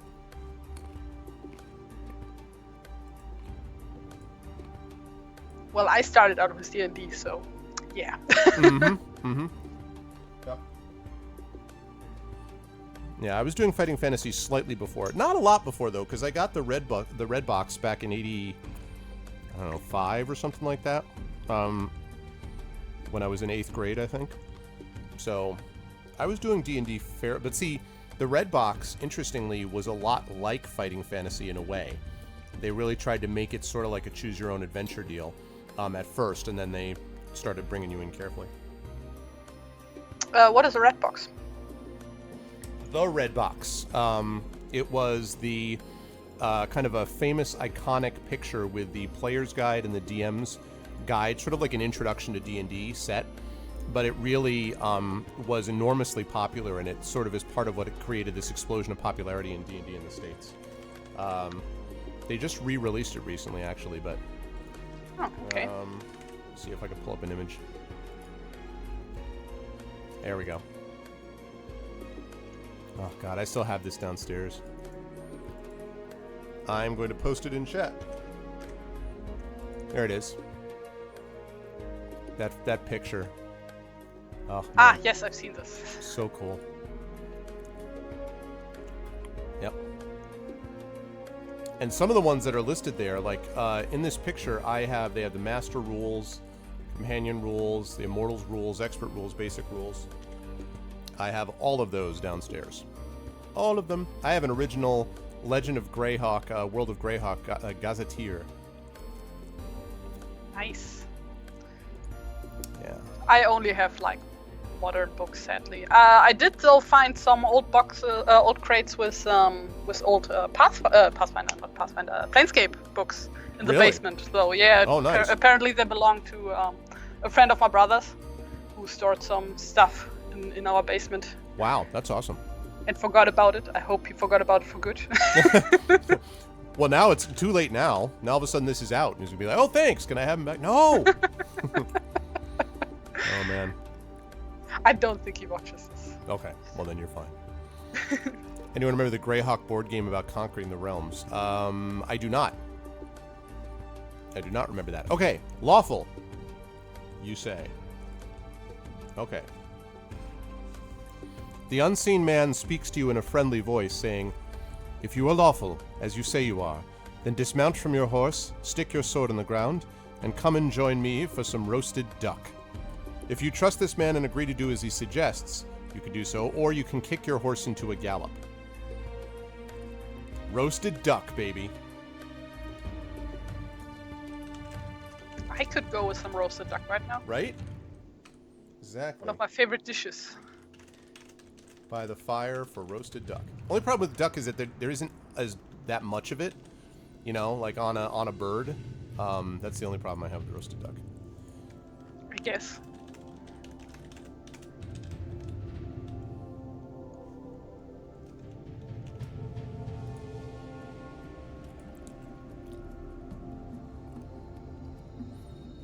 Yeah, and there's rumors actually, Kilobyte, more than rumors, I think, that they're going to be doing Eberron in 5th edition. I really, really like Eberron a lot. I actually think that Eberron is one of my more, and I've had a chance to run sort of like a mini campaign in it, but I didn't get that far with it. I really enjoy Eberron a lot. I'm hoping that they release some adventures for it. In fact, one of the characters, one of the races that we have right now is a Warforged. I'm kind of, it's a little bit cross-platform because Warforged technically aren't in regular D&D, they're in Eberron, but I just love the concept of the character. But Artificers are cool, the trains with lightning rails, I really like Eberron, so. You have to stick both swords in the ground dramatically, Tren. Not just put them in the ground, but you have to be like, you know, and then walk away epically, and then walk over to roasted duck. And you know, most people walk away from a fire in slow-mo epically. You're walking towards the fire epically, and like epically reaching out in slow-mo for the piece of roasted duck. You know what I mean? Like, and then chewing, throwing the duck down, like rocking out to the roasted duck. That's how this works. Yeah, I like Dark Sun. Dark Sun's cool too, but the problem I have with Dark Sun Classic Core, I love it is a very cool world. But it's still like post-apocalypse. It's just post-magical apocalypse, right?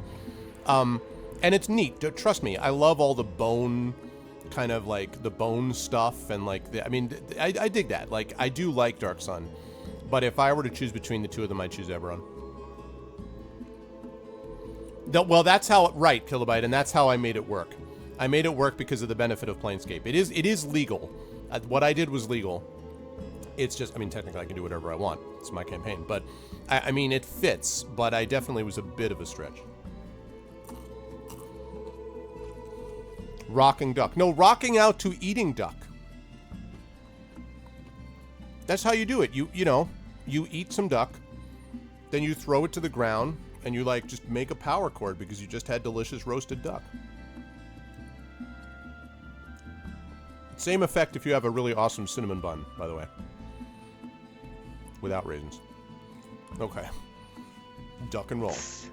Always this raisinism here. Raisinism, that's it. It's totally raisinist. Okay. Alright, so we trust this man, and here we go. Although you are reluctant to part with your sword, you are convinced that this unseen man is telling the truth. As soon as your sword is out of your hand, the man steps out from behind a tree into the light of the fire. And wait till you guys see this guy. Wait till you see this dude's picture, because, oh man. This guy is absolutely no joke. You'll see what I mean.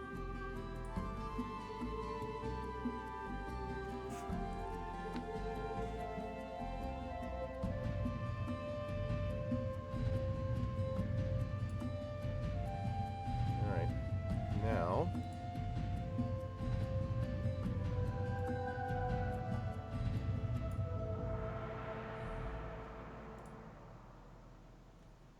Alright, hang on just a second as I get that fixed up a little bit.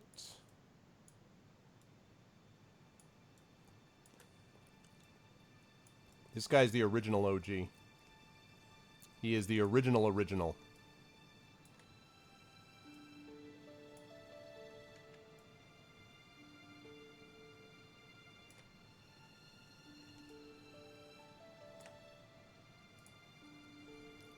Alright, here we go. You guys see this.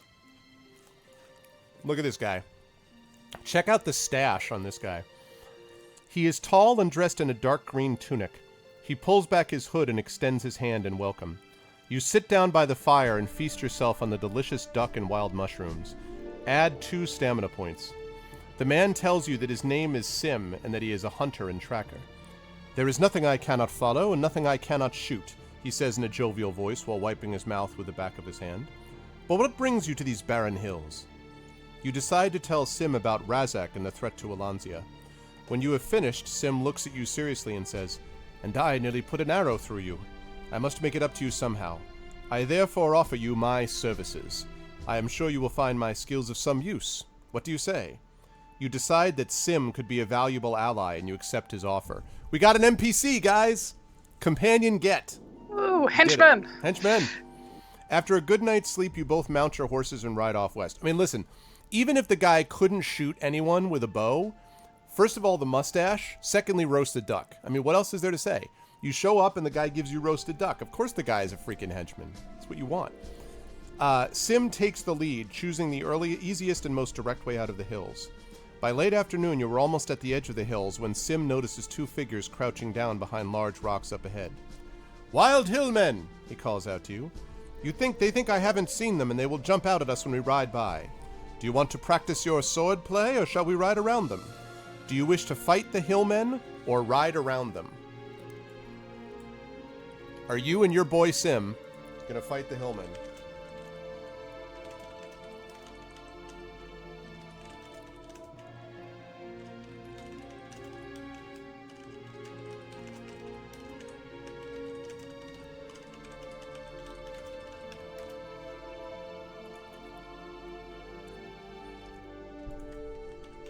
And it's spelled S-Y-M-M.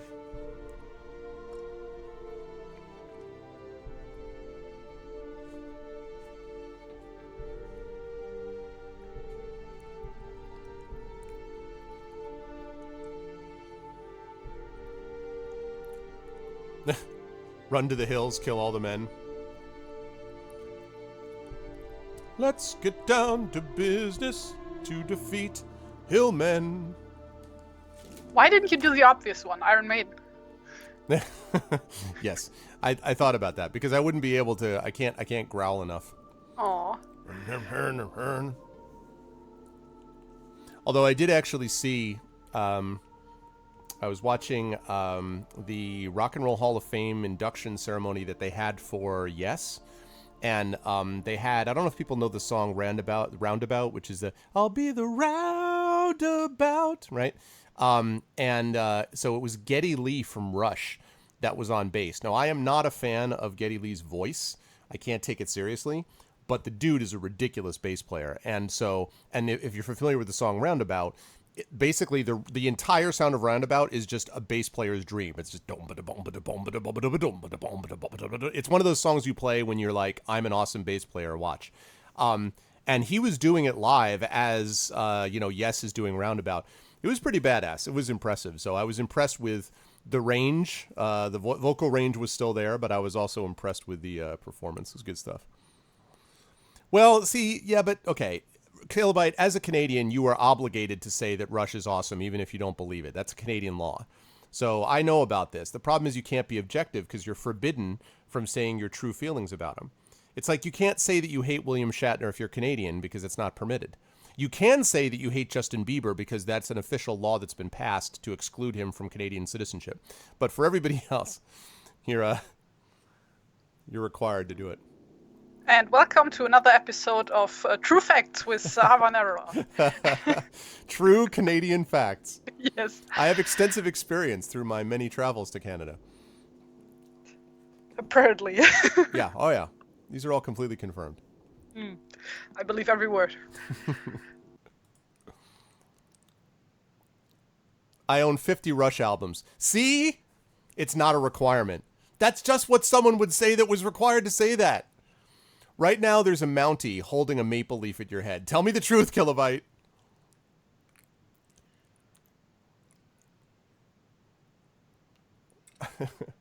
Why am I getting no music anymore? I think the soundtrack has been used up. Yes. Age of Wonder soundtrack is unfortunately complete. All right, let's go with Endless Legend OST. We're MetLife, and It's actually a jug of maple syrup. Oh yeah. Well, that, you know. I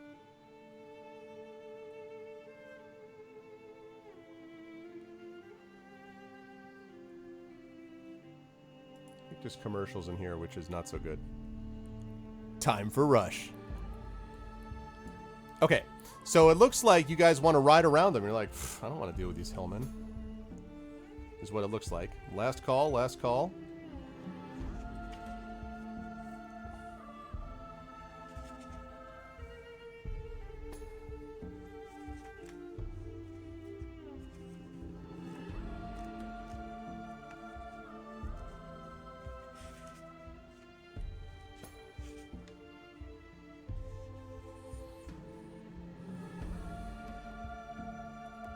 Oh, we're tied up. Oh, man. It's tied up. 5-5. See, now notice how Gamelin, who was really freaked out about the whole process of dealing with this, notice how Gamelin, now that we've got your boy Sim, he feels good about it. Gamelin feels great. Gamelin's like, you know what? This is all right. I can deal with this. It's fine. Now you guys are feeling good because you got your boy Sim. Traitor to the twos.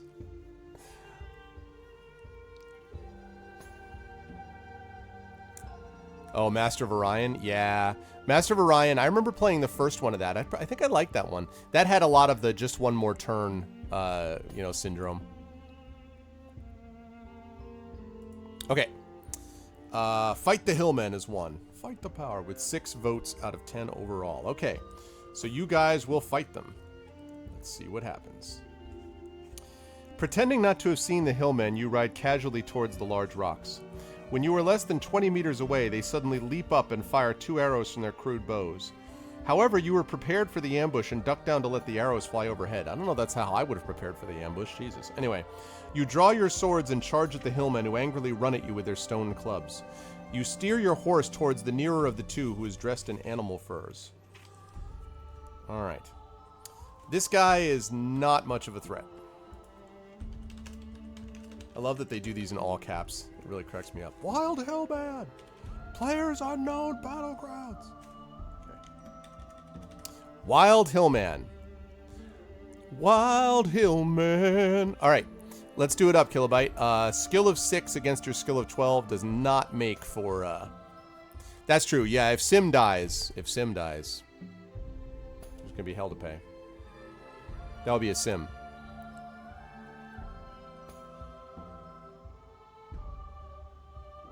Wow.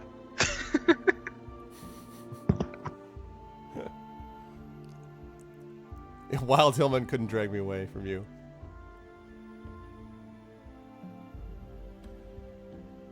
Take a lot to drag me away from you.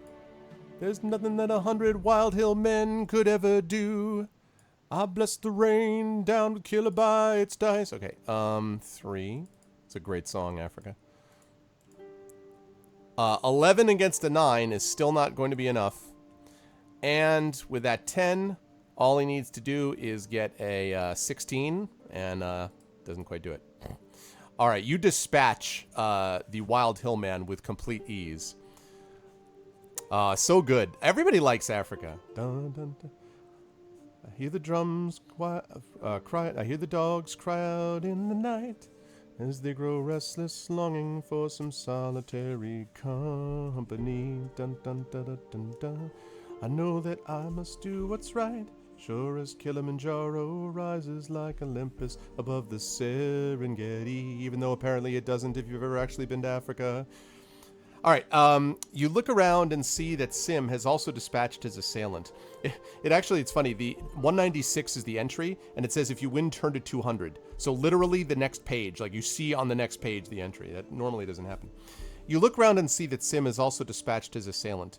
He collects 8 arrows from the hillmen's quivers before you continue your ride west. At long last, you reach the final ridge and gaze out across the windward plain. You ride on until nightfall and spend a peaceful night in an abandoned hut on the northern bank of Silver River. Not long after dawn, you are back in the saddle and riding towards Nostromo's tower. You reach your destination by noon and call out excitedly to your old friend as the tower comes into view. But nobody returns your call, and the smile drops quickly from your face. You tie your horse to a bush and walk along the path to Nostromo's door. You notice that his herb garden is brown and withered, and ugly bushes with long black thorns have quickly grown up, smothering the plants and herbs. Such a remarkable change in a few days puzzles you. You ring the brass bell, but there is no reply.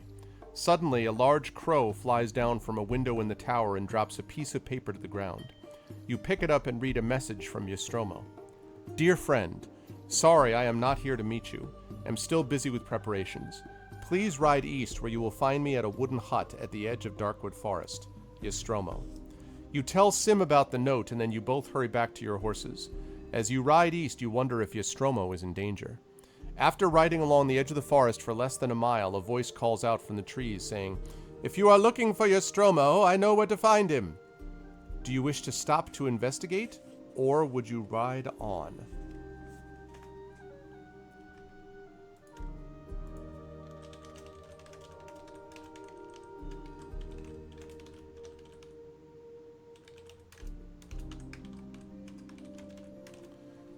Only bad RNG could keep me away from you. I did not say Nostromo. I said Nostromo. There's nothing that 100 centaurs with fanny packs could ever do. There you go. See? Look at that.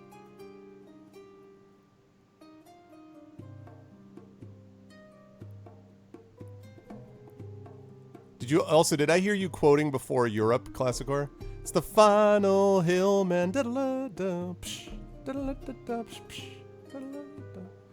the final hill, man. Are we just gonna go through all the continents now, or what? That's true. We got Africa, we got Europe. I need to think about Australia. Let's see. What could I do for Australia? I come from a land down under. Yeah, there you go. Perfect. I come from a land down under. Dun, dun, dun. Dun, dun, ton of thunder. Or the other one by the great men at work. Who could it be now? Oh, no. If we're going to do Australia, you know what we have to do is... how can we sleep while our earth is turning? The great Midnight Oil, right? How can we sleep while our beds are burning? Antarctica isn't big on pop music. That's true. I don't know that we'd have anything for Antarctica. Let's see. Waltzing Matilda. Waltzing Matilda. God, Tom Waits, man. That guy. Okay, last call. Last call on this stopping to investigate. Sonata Arctica? I've never heard of that. I've never heard of Sonata Arctica.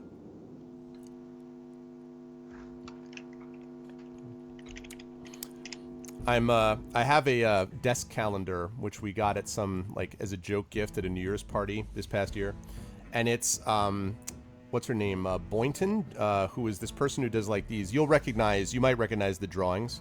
So, but every day they have different days that I had never heard of. So today apparently is International Museum Day, and so this is the calendar picture from today. She has a picture of you can see. And it's a moose with a lightning bolt. Therefore, Zeus. Zoose. In honor of International Museum Day. You can see why I like this desk calendar.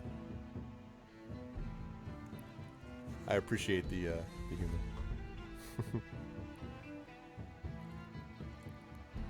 Okay, looks like we are investigating. Let's do it. We are not a moose. See?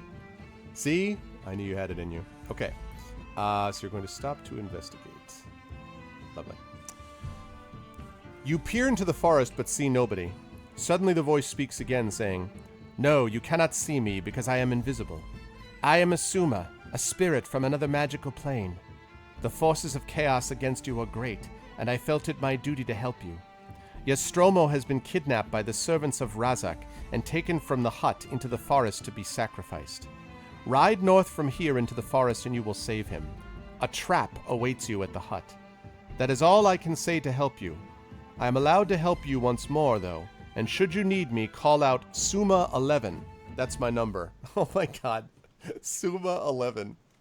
I wonder why. Isn't there an anime with a name like that? Like Izuma 11 or Suma something? 11? I didn't know. I don't know. That's pretty funny though. Suma I think 11. I saw it on Netflix. Well, I didn't watch it, but like I saw the. I can see Yeah, I anime guess. doing that actually. Blah, like the Overfiend 328 or something.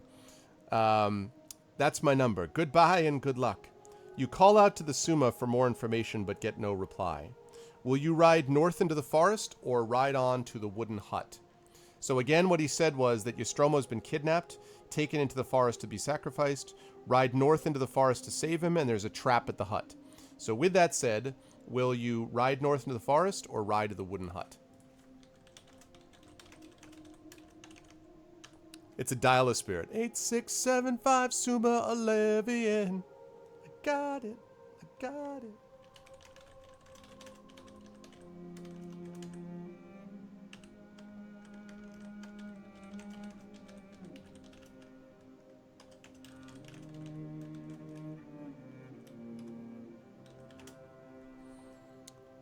All right, there we go.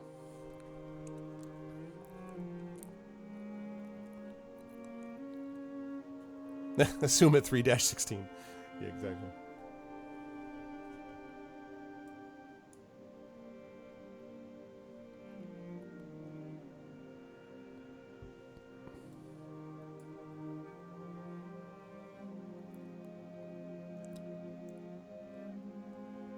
Okay. Riding north into the forest.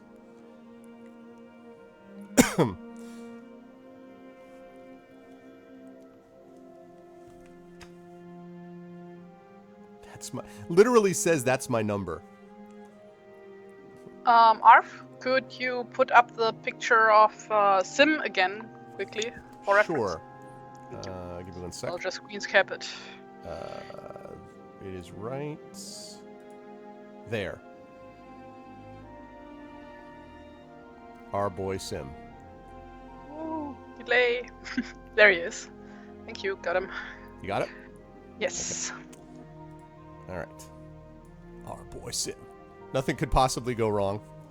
Hey, listen, Trouden. So far, you guys have done pretty well with trusting the right people. Remember the woman that you cut down from the tree, and you were all freaking out about it, and then you had the powder and you were healed. So, you all thought she looked sketchy. Big Boss thought that she was flipping you off with her foot. So maybe maybe the powder is like a slow working poison. Like it makes you feel better. Oh my god, can you imagine? If you had Yes, I can imagine very well. With him, right? If you had brown powder 100 pages ago, like, oh, damn it. I can see him doing that too. Oh god, that would be annoying.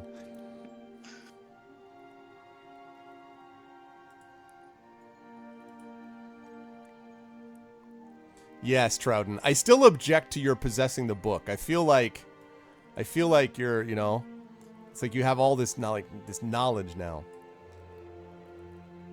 Exactly. So Kilobyte is disagreeing with the spirit. Really? You're like, nope, let's just go to the trap. Really? Really? Suma 11, your boy, whoever it is, your spirit, Suma 11.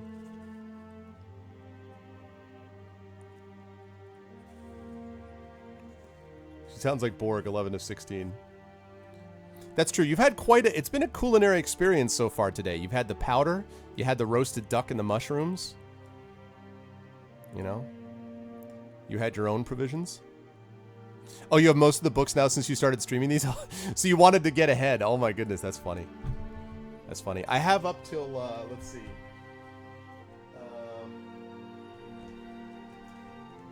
Yeah, I ordered a bunch at once, so I have up to book 30, and then I'll order the next batch. Actually, the next one is a space one called Star Strider, and then Phantoms of Fear, and then Midnight Rogue, and then Chasms of Malice. And I don't know anything about Phantoms of Fear, but I've heard a lot about Chasms of Malice. Yeah, Kilobyte, you do have a huge collection. It's true, man. Okay.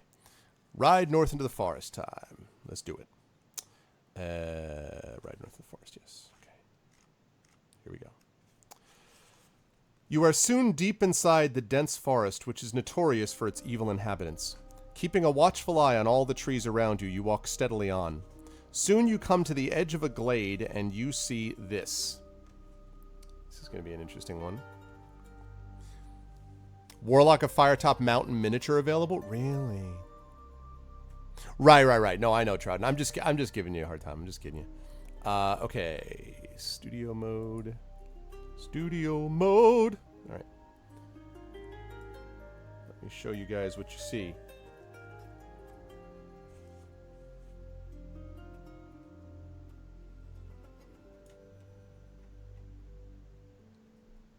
Where are we? There we are. Okay.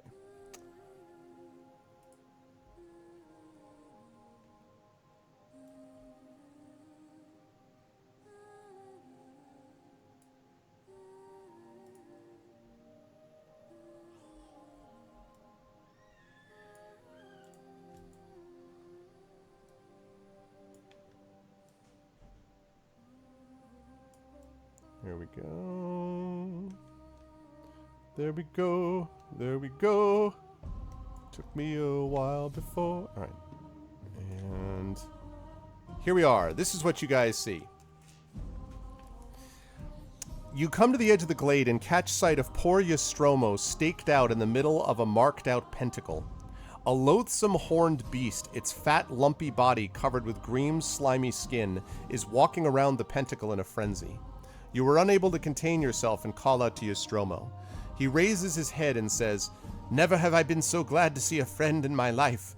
Quick, use Razak's sword against his servant from hell." Knowing that you could not injure the vile creature with your own sword, you draw Razak's sword to fight it. All right, you guys must fight the demon spawn. I think it's really cool, Dragon. The problem is it's only Windows 10. So it's useless to me because I have Windows 7. I really wish it was Windows 7. If it was, I would actually consider... I mean, it's a little pricey, but I could consider maybe looking into getting it because I actually think it looks really cool. But it's Windows 10 only, so that doesn't help me, unfortunately. All right, here we go.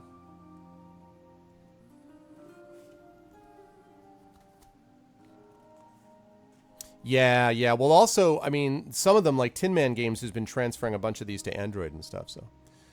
That's not an upgrade to me, man. I do not see Windows 10 as an upgrade. And if you talk to any of the numerous people that I speak to, that I hear from literally every day, yelling about how Windows 10 updated without their request and broke stuff, like BB Wolf, like Rob from the Game Crashers channel, like Chrono Wolf, like a lot of people, they're like, oh god, Windows 10 is such a nightmare. So I am happy to give it a miss. When Microsoft works out all the kinks a year from now and they release Windows 11, which will probably be way better, then I'll be all about it. But I'm very happy with Windows 7. See, that's not what I've heard, though. That's not what I've heard. Okay, let's see. We got 6. 7. That is not enough. You hit them easily. Then we've got a 7 that you just rolled before. He rolls a 5. Also not enough. Fortunately, you have a massive advantage over this demon spawn creature. That's because they're not IT pros. Yeah, but the problem is if you turn off updating, Dragon, then you run the risk of making yourself vulnerable to things like whatever the heck that malware attack was. Although I have malware bytes in Bitdefender anyway, which sent me emails very smugly being like, we already protect against this, blah, blah, blah. But the point is that, you know, I want it to be able to update when I want it to update and when it's reasonable, so... WannaCry. I believe that that's probably true, Big Boss, that the underpinnings of a better operating system are in place, but that doesn't mean that they've built the building on top of the foundation, in my opinion. So that's part of the problem. I didn't like the way that they rolled it out to begin with. I didn't like the feeling that I got from it as they were rolling it out, and I haven't liked what I've heard about some of the automatic updating and all that kind of nonsense. So... you know, I mean, I'm sure that I could using the power of tech, but I bet that there's a bunch of updates that if you install them, restore the, like they check and then they make it default that it updates again, I'll bet. Because that's how Microsoft rolls. Plus, I really like Windows 7. Everything works exactly the way I want it to. Like, it's not like I'm still using Windows 98, you know, I mean... Yeah, until they patch it and make that go away. You know? Okay. So you defeat the demon spawn. I know that's their argument. Big Boss, but I'm sorry. I just am not going to do stuff that's going to break bunches of things in my computer because Microsoft doesn't know how to roll out the proper hotfixes. So I'm not going to do that. I am not an irresponsible user, so I update regularly. But I'm going to be the one who calls the shots as to when, because I do not want decisions being made on my computer without my knowledge, especially when there's been, let's say, complicated relationships with the truth when it comes to Microsoft and data collection. So, yeah, but I mean, I do back up, but that doesn't, again, you guys got to remember that I am not a techie. I am a streamer and a computer user who just wants it to work. I want it to work, and I don't want to be fiddling with it. I don't have the time. I'm smart enough that I could probably learn to do lots of stuff, but I don't have the time or the headspace to be fiddling around with it. And so I don't, you guys are, great, and I obviously turned to you, and I got some tech support from Trollware when I had the problems with the audio on Tuesday. But I don't want to do that on a regular basis. I don't have the time. So I want a system that works and doesn't, in place. So, okay. Enjoy your meal, True Cinder. Alrighty. So, let's go back. So you defeat the evil creature. Okay. As the demon spawn drops to the ground, its body, I love that mustache, begins to shrivel, hissing and steaming, until it is nothing but a pool of foul-smelling smile. That's not at all what that sentence says. Until it is nothing but a pool of foul-smelling slime. A shudder rounds down your spine as you walk over to Nostromo and untie him. "Bravo," the old wizard says with a smile, shaking your hand vigorously despite his ordeal. "My magic would not work against this creature from hell. Either I am losing my touch, or Razak has greater powers than I thought. Never mind, we must not flinch from our task. Now tell me, how did you find the Lost Lake, and who is your friend here?" You tell Nostromo about your journey and how you came to meet Sim. Nostromo looks pleased and says, "Well, I did find out a few things about our friend Razak. He'll be a most formidable opponent for you, if you get past the minions who protect him. Not only will you have to slay him with his own sword, but his heart must be pierced by the horn of a Gargantus beast. According to fables, the Gargantus is a rare creature that lives underground, but I have not the faintest idea if any even exist. It is virtually invulnerable to weapons, and you may have to use magic so that its horn can be cut off. Only then will it die. Now let's leave this infernal forest and return to my tower, where a friend of mine should be waiting for us." Okay, before we go on, let me write down those clues. So he says that he doesn't know if it even exists, but has a lot of detailed information on how to kill it, yes? Apparently. Well, this is sort of like, if you want to kill him, this is what you have to do, if that even exists, I guess. But yeah. Yeah, but the information has come from somewhere. Agreed. It's a little sketchy, I agree. I totally agree with that. Maybe he is the Gargantus beast. Okay. Let's see. Alright, so must pierce Razak's heart with Gargantus horn. Kill Gargantus.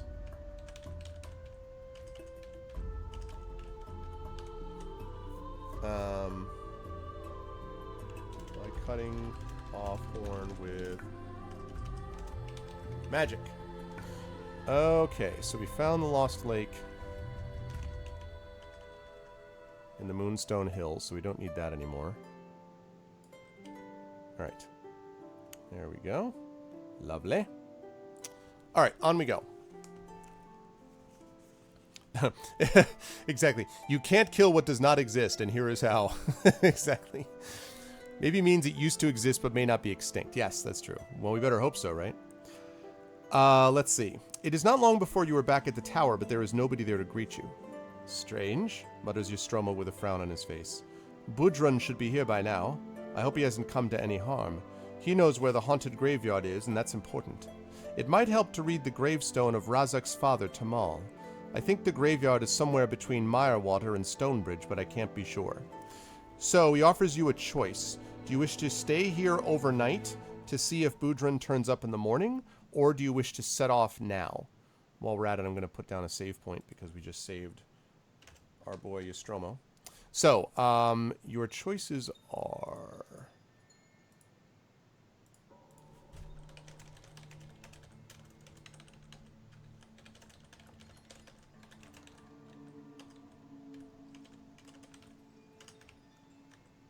stay overnight for Boudrin, or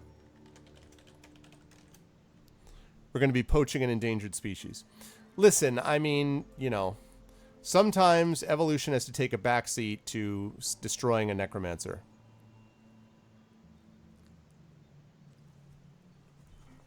Every time I say Boudrin, I think about Bucho from Desperado. I'm looking for a man named Bucho. That's all. But you had to do things the hard way. Movie's so great. What's in the case? A guitar. It's the best. Boudrin Gali. Buchos Gali.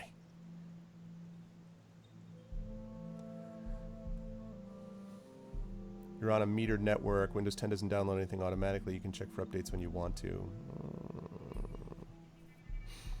Okay. Until they patch that out. I just don't trust them, Dragon. There's going to be a point where they try to patch that out. So I'd rather... I don't necessarily... I mean, look, at some point I'm going to have to... I'll upgrade off of Windows 7. But the system works really well right now. And the fact that the only thing that I can't get is this streaming device that I didn't even know existed before yesterday is not a reason enough for me to upgrade to Windows 10. I'm very happy with Windows 7. Yeah, but what does near future mean, though? They're going to be doing patches and support for Windows 7 till 2020. Yeah, but, okay, but, I mean, I'll cross that bridge. In 3 years, we'll have this discussion, you know? Like, I'm sure that I will, you know, I'm sure that I will be willing to have a different discussion by 2020 about how things stand. But I question whether Windows 10 is going to be what they're using in 2020. Why, you know, by 2020, they'll probably have Windows Next 6.511 or whatever, you know?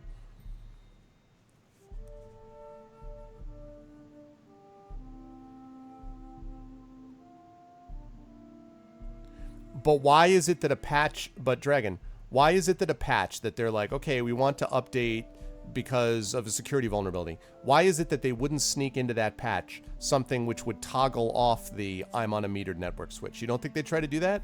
This is a company that went out of their way to upgrade people against their will to such an extent that people had to use a third-party program to keep it from automatically trying to upgrade to Windows 10. And then, you know, has this system where literally in the middle of things, it just shuts down and starts upgrading without your permission. I understand you can shut those things down with some difficulty, but the point is those should never have been default options.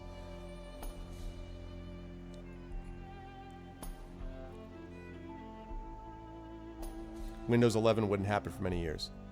Yeah, so end of mainstream support's January 2015. End of extended support is January 14th. Well, I'm going to have to resolve what I need to resolve by January 2020. You have the right to tell me in November 2019, 2 years from now, you can tell me, hey, Arv, how's things going on upgrading to Windows 10? What's up, Kyra? How you doing, man? I use Facebook like once a week to wish happy birthdays to people that I'm reminded of. That's literally the only reason I'm on Facebook. I occasionally share like a post from someone, but I'm not a Facebook guy. Twitter, I do Twitter a fair bit, but not Facebook.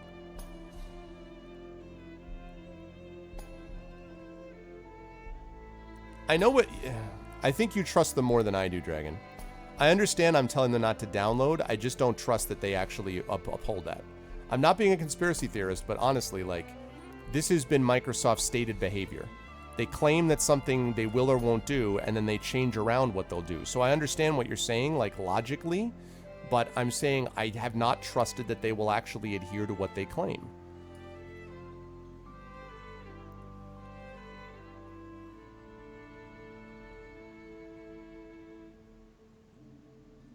But do you really think... I mean, okay. Also, it's not free anymore, I thought. I thought you have to pay for it now. But my understanding, it isn't free now, I don't think. It was free initially for like a year or whatever. I just don't... I also don't believe this thing, they'll keep 10 and just update it.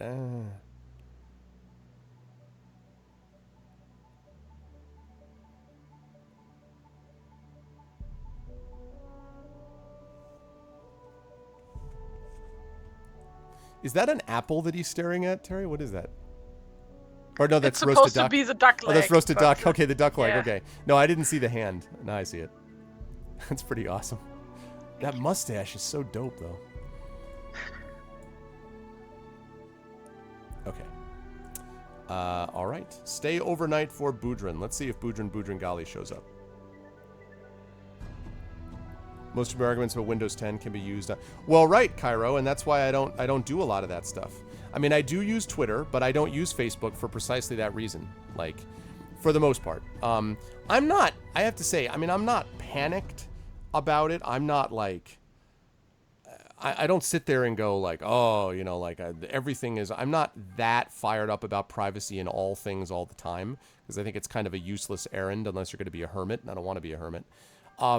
But I do think that there are. I don't like the argument that either you can have some privacy, either you can have no privacy, or you can have only privacy. I think there's got to be a middle ground there. There's a reason that the slippery slope argument is considered the stupidest argument in debate because it's literally not true. The thing like, well, if you take one step down that slope, the answer is then you stop and you don't take any more steps. Like the idea that then all of a sudden you do one thing and that means you must do all things related to it is just nonsense. So, right. But I don't frequent a lot of the popular mainstream sites. And again, I'm not arguing for like, and also Cairo, the thing about that is that Facebook isn't updating my machine. I don't have a separate standalone app. I access it on my browser when I do access it. You know what I mean? I don't have a standalone Twitter app either. I use my browser. I don't have a standalone, you know? So I don't, we're talking about updating your fundamental operating system with Windows. It's a different thing.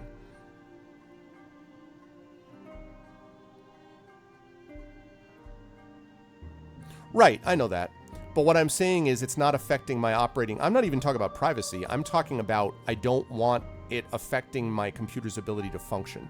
That's what I mean. And yes, I use Chrome occasionally and I keep it in private mode, but I understand. I'm not making an argument that I'm somehow being super Mr. Private. I'm making an argument about the function of the computer. My going on Chrome, usually, does not cause my computer to cease to function, whereas I have had updates that have broken Windows before. Especially on things like Windows Millennium, for example, which was a nightmare, or Vista before they finally got it functioning and all that kind of stuff. So,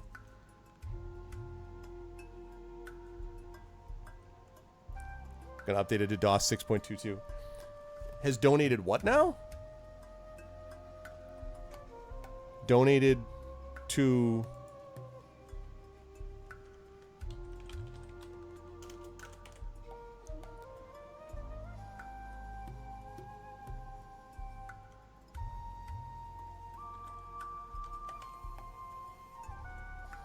I'm confused about what Totoy, or if Totoy's a bot. I don't know what's going on with Totoy. I don't really understand what that means.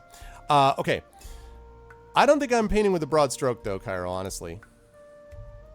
I'm not. I think I'm being pretty nuanced about it, actually. I'm saying that Microsoft has demonstrated through previous behavior that they have a tendency towards creating more intrusive systems that make the computers, in certain cases, less likely to work, in my experience. And so that's just going based on previous behavior.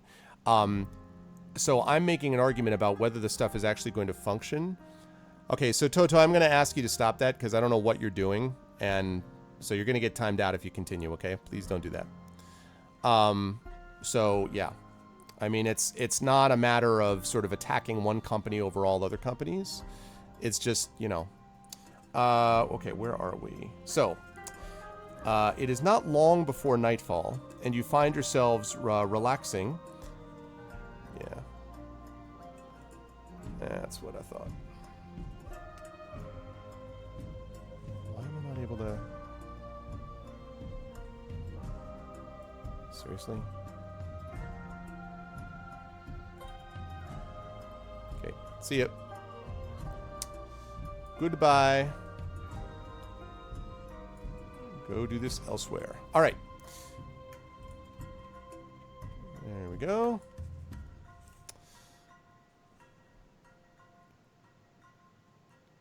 Yeah. Yeah, I was just, I had enough. So everybody banned him at once. Multi-ban! Okay, here we go. It is not long before nightfall, and you find yourselves relaxing in comfortable chairs listening to long tales of adventure told by Nostromo. After eating a huge meal, you go to bed early since you feel you're going to need all the sleep you can get. In the morning, you feel quite refreshed. Add 2 stamina points, although you can't because you're already maxed out. And I love the fact that he's munching, by the way. I'm a big fan.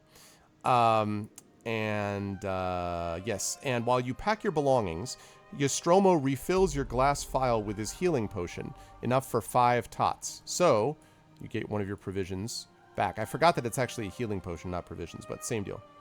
As you walk down the spiral staircase of the tower, Nostromo says, I fear the worst for poor old Budrun. Something terrible must have happened to him. He's usually so reliable. I hope you managed to find the haunted graveyard without him. After that, ride to the dwarf village of Stonebridge and ask for Bori. He'll be able to help you save a great deal of time. Alright, so let's put down a couple of those clues.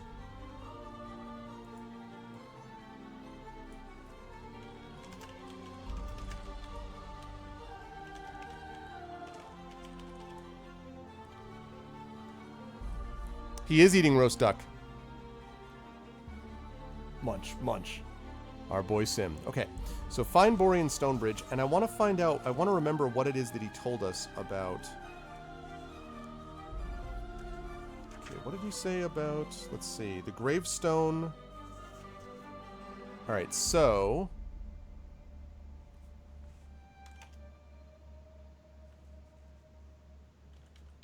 Find Stone of.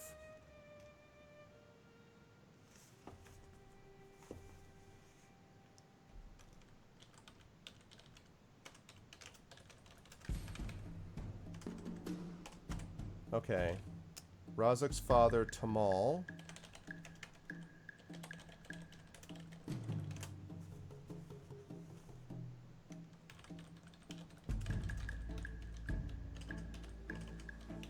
Okay, so he wants you to go to find the graveyard between Mirewater and Stonebridge, and to find the gravestone of Razak's father, Tamal, to be able to give clues. And then, if you're able to do that, theory goes, let me pull up these things. Okay. And then if you're able to do that, then he wants you to go to Stonebridge to find Bori and ask him for suggestions. Yeah, I mean, like, I don't mean to be... Oh, well, that's fair, Cairo. But I mean, but again, I think it's important to maintain nuance all the way. And one of the things that's important to be nuanced is to realize that when someone goes, like, when I said that I'm not a fan of upgrading to Windows 10 because 7 is working for me and because I don't like some of the upgrade protocols in Windows 10, and that's based on past behavior, that's not me jumping onto a bandwagon. You know what I mean? That's me looking at it and going, here's what I think before. I actually do not agree with people who... I had a friend that I knew in graduate school. No, not a friend. Why would I say friend? An acquaintance, let's say that. In graduate school, who I used to get into discussions with, who literally, he would say, organizations are evil by nature of the fact that they're an organization. That's just ridiculous, right? This is utterly ridiculous. That's painting with too broad a brush. And so I'm not one of those people. Like, I don't think Microsoft is evil. I don't think Google is evil by virtue of them being a corporation or an organization. But I do think that I don't have the need to upgrade to one of these systems when this one is working fine for me, when there have been all of these issues regarding, you know, and it's not just me. It's a lot of streamers that I've heard from who have had issues with some of the automatic update protocols in Windows 10. So that's all. They are not evil, they are chaotic neutral. There you go. Oh no, I actually think they're probably lawful neutral. I think they're all about, I want money at all costs. Yeah, but that's not how the joke goes. Yeah, I know. That's a quote. I know. You're right. Also, is that a hill giant throwing a rock? No, this is going to be the golem.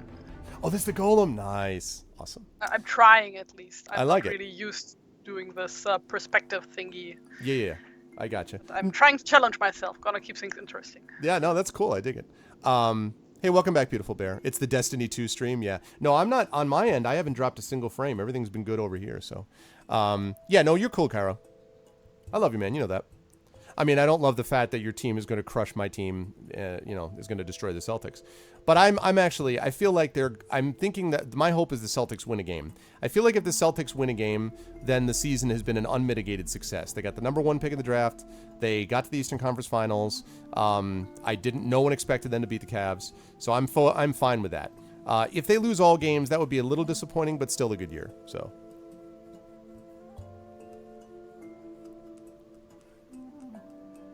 I know that. Yeah, but that's fine, Dragon. As security patches is all I need. Is going to crush. Yes, I said. I already talked about the crushing. The crushing is in process, sir.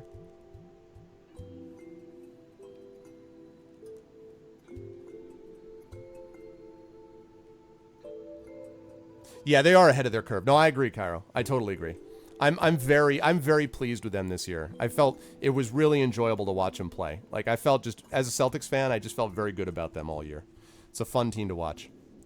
What are you talking about? Talk about You don't follow. Oh, sorry. I'm talking with Cairo. Cairo and I are both basketball fans, and we're in the playoff finals right now. Yeah, he's a Cavaliers fan. He actually has season tickets, so he's watching, and I am a Boston Celtics fan, and I see. Yeah, and so yes. Yeah, no, I'm with you, Cairo, for sure. Okay, here we go. So, you mount your horses and ride off west along the edge of Darkwood Forest. No, I have not checked Dropbox. Is it in there now? I have not checked Dropbox. Let me see. Oh, there it is. Thanks, dude. Thank you very much. You are my hero, sir. Thank you very much. And Kilobyte, thank you for the thing that helped supplement. My viewers are the best. There is just no question about this. It's just the fact. They're just completely the best at all times. Okay. Cool. Thanks, dude. Welcome back, True Cinder. Did you eat? The collective groaning. Yeah, but the Celtics fans knew this was happening. I have not talked to a Celtics fan that was like, I totally thought they would win. Every Celtics fan I knew thought they were going to get obliterated. Let's be clear. No one has beaten the Cavs in a game yet. That's my hope. I want them to win one game. And then we'll see what happens with the Warriors. Welcome back, Drew. Okay. So, the ride is uneventful for half an hour, but then you see a leather sack hanging by a piece of rope from a tree. Do you wish to stop and cut down the sack, or ride on? What should we do? Cut the sack?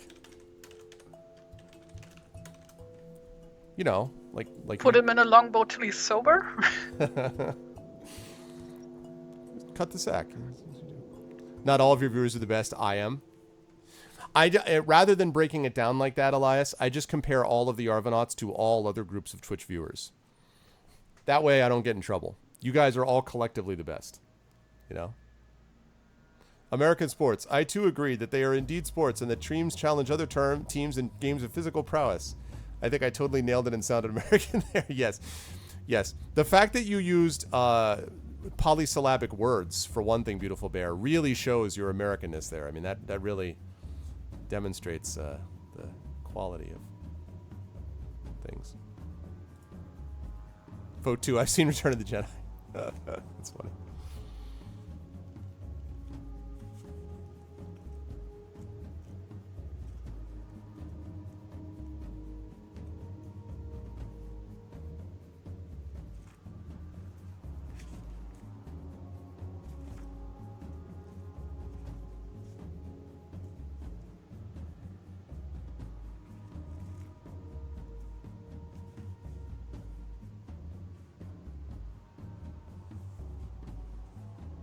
Everything hanging in trees has proved benevolent. That's true.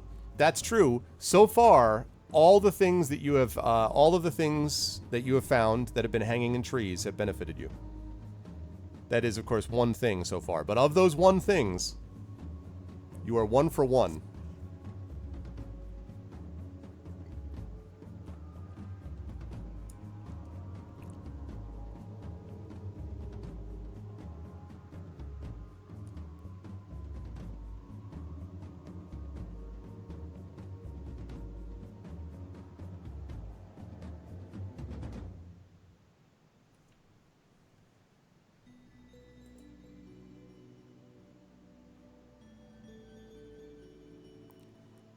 And suddenly the tree turns out to be an ent. I'm on nobody's side because no one is on my side, you might say. I'm on my own side.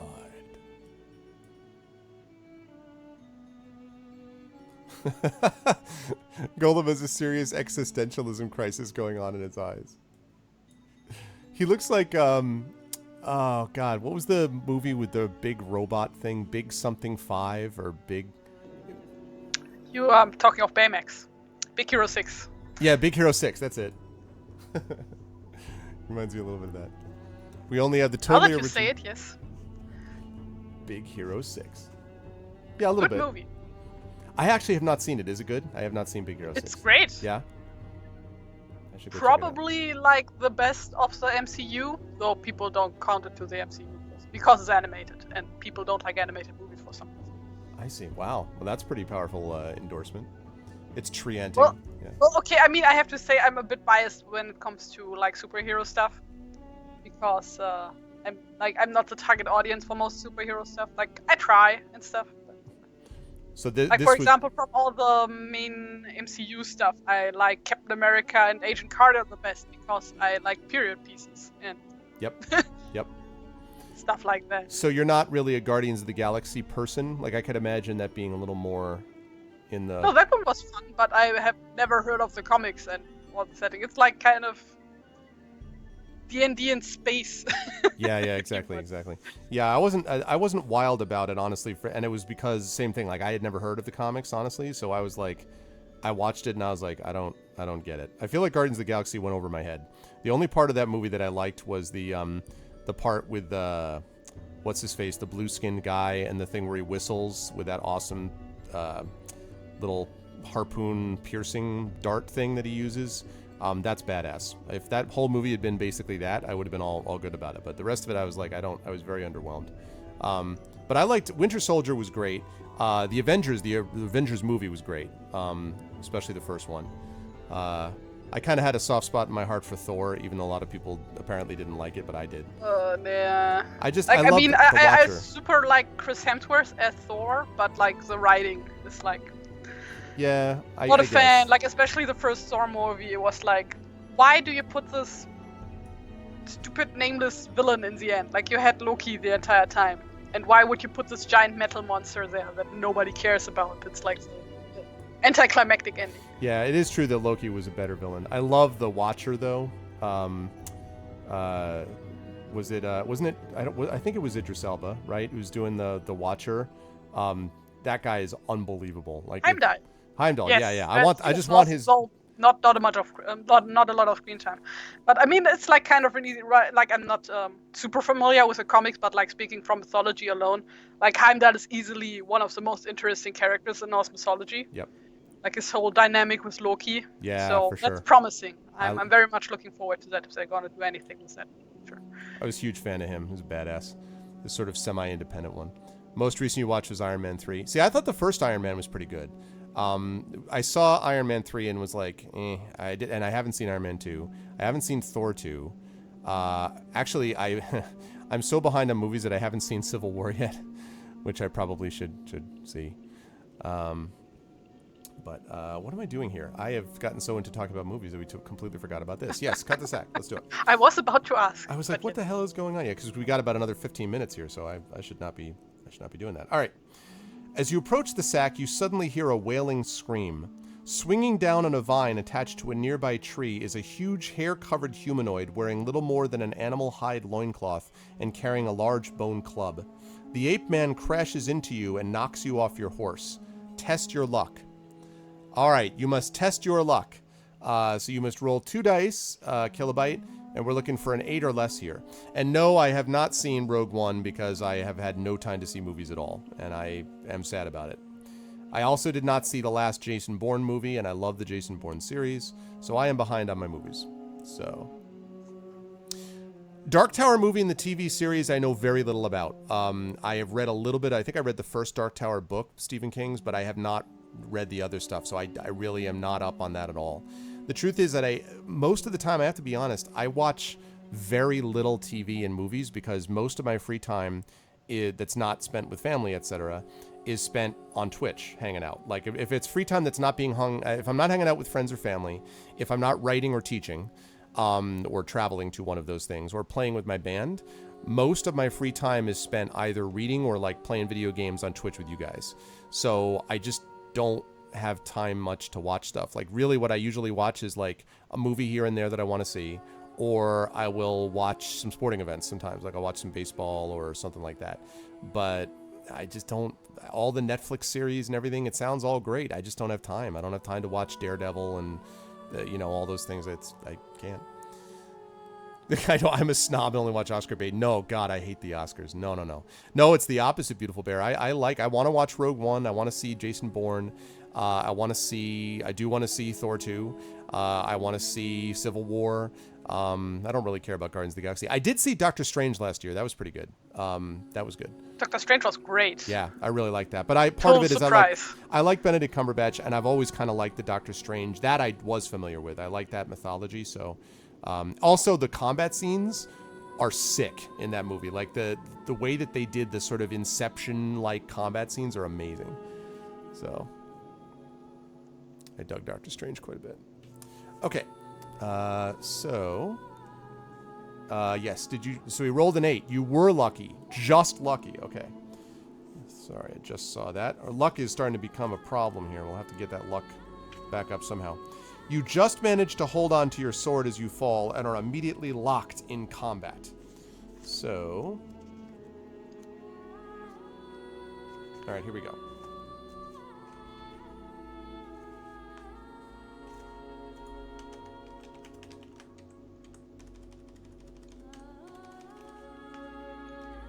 Okay, let's do it up.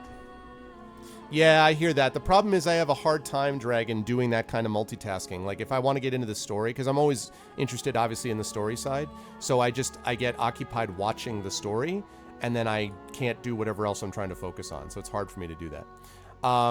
Okay, let's do it.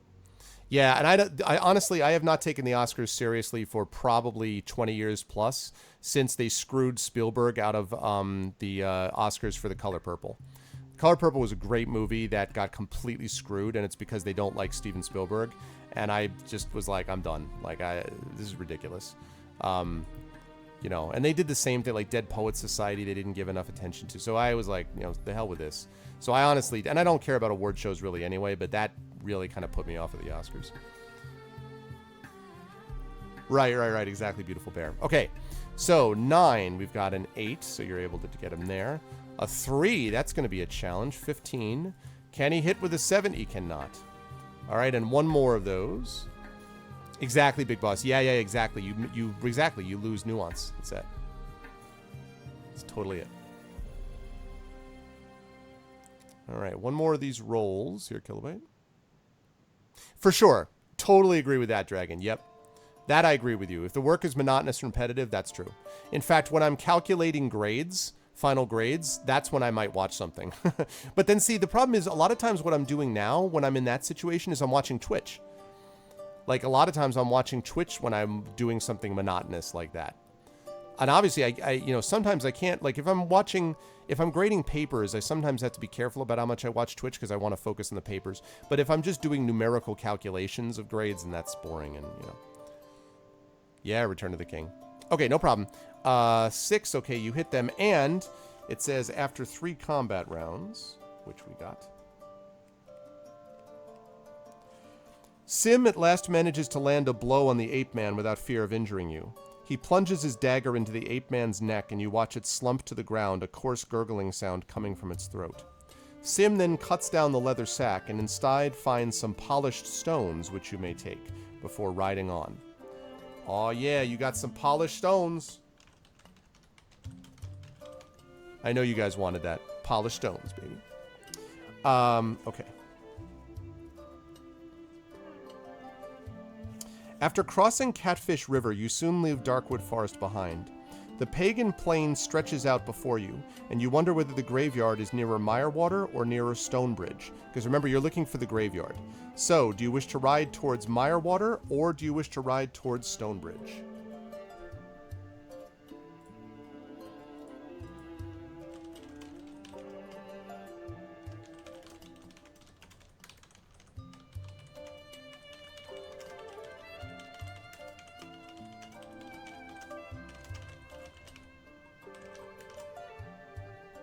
You're looking for the graveyard, which is somewhere between Mirewater and Stonebridge, so that you can find the gravestone of Razak's father, Tamal, which should give you a clue about where you might be able to find him. That's what you're looking for. Ba-da-bum, bum, bum. Psh, another ape bites the dust. Psh. Yeah, you got your boy Sim. Can't forget Sim. How could you forget that mustache, Gamelin? We could chuck the stones at something.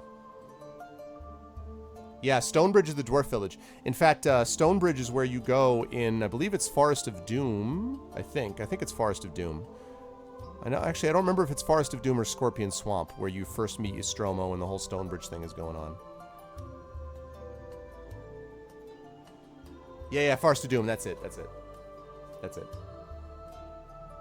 Forest of Doom, which is all the way back in... that's book 3. Forest of Doom is all the way back in book 3. Forest of Doom. How'd you like to be living Ian Livingstone's life, man? You make this series, and the series has never, you know, it's always been popular, and the series has never fully gone away. There's always people interested, and now Scholastic picks it up, and I'm telling you, man, living that dream.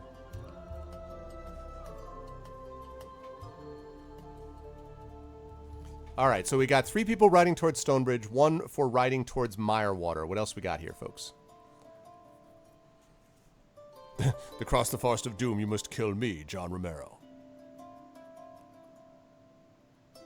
What's the one that, what was that advertisement they did for Daikatana?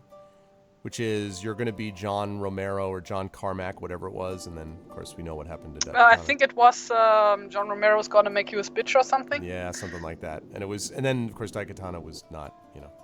Get Livingstone on your podcast. Listen, I mean, you know, if Mr.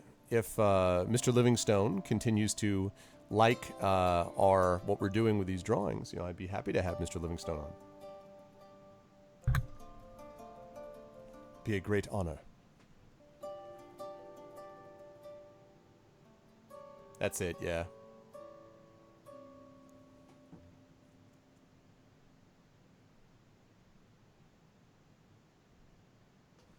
Yeah, it is. Yep.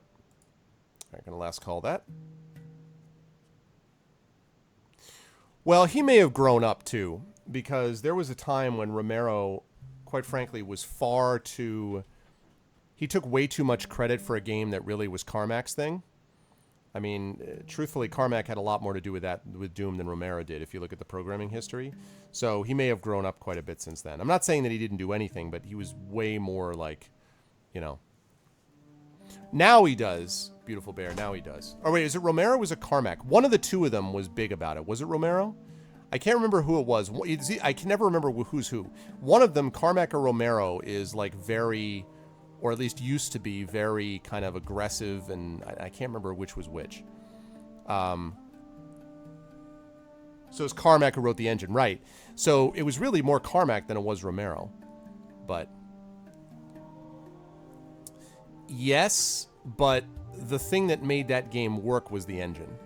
I mean, the level design was good in Doom, I agree, but it wasn't. That wasn't the thing that people remember, I don't think. It was the gameplay, which was structured around... Listen, as someone who played through Doom, as many of us did, there were times when I was looking for the one button down the third passageway that I wasn't thinking, wow, this is such a cleverly designed level. You know, it was the other stuff, so... Agreed, Beautiful Bear, but Carmack... But the thing is that Romero took a lot of credit, and this is, I think Romero, if he was being honest, would admit, he took a lot of credit for it without giving nearly as much to Carmack. Like, that was part of it, so...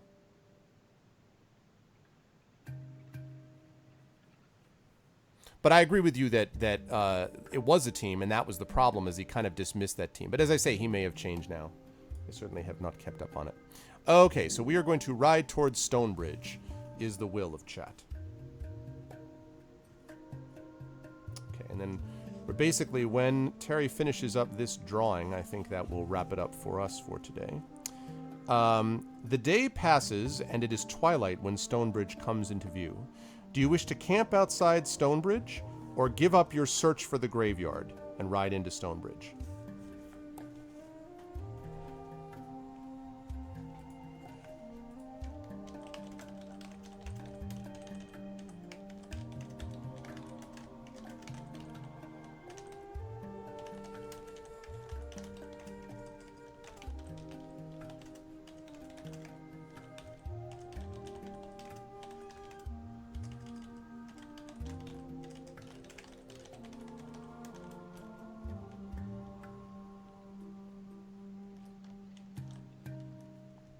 Oh, I didn't actually know that, beautiful bear. I didn't know that.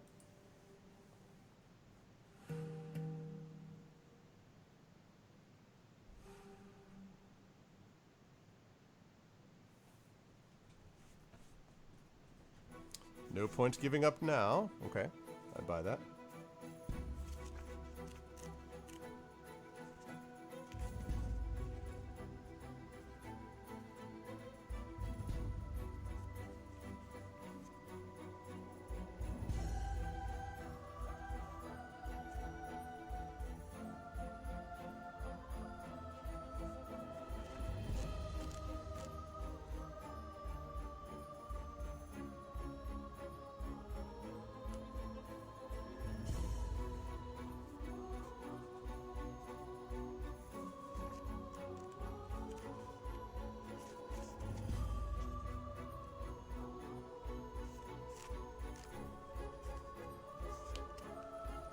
Alright.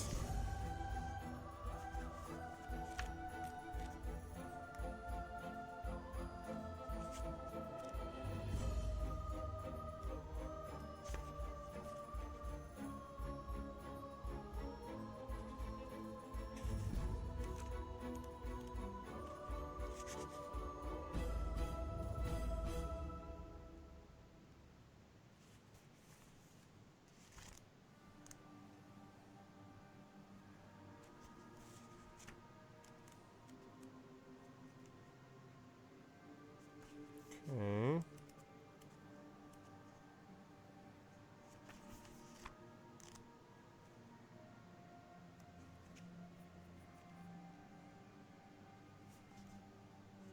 Okay, so it looks like camping outside Stonebridge.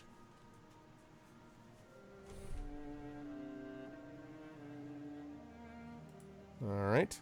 If we camp enough, the graveyard will come to us. Exactly. Exactly. Could be. Could be. Alright, and let's close that poll. Alright, so we are camping outside Stonebridge. Here we go.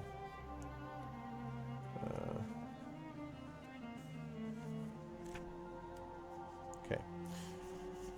Although you were not disturbed during the night, an elven flies silently into the camp and steals several items from your backpack.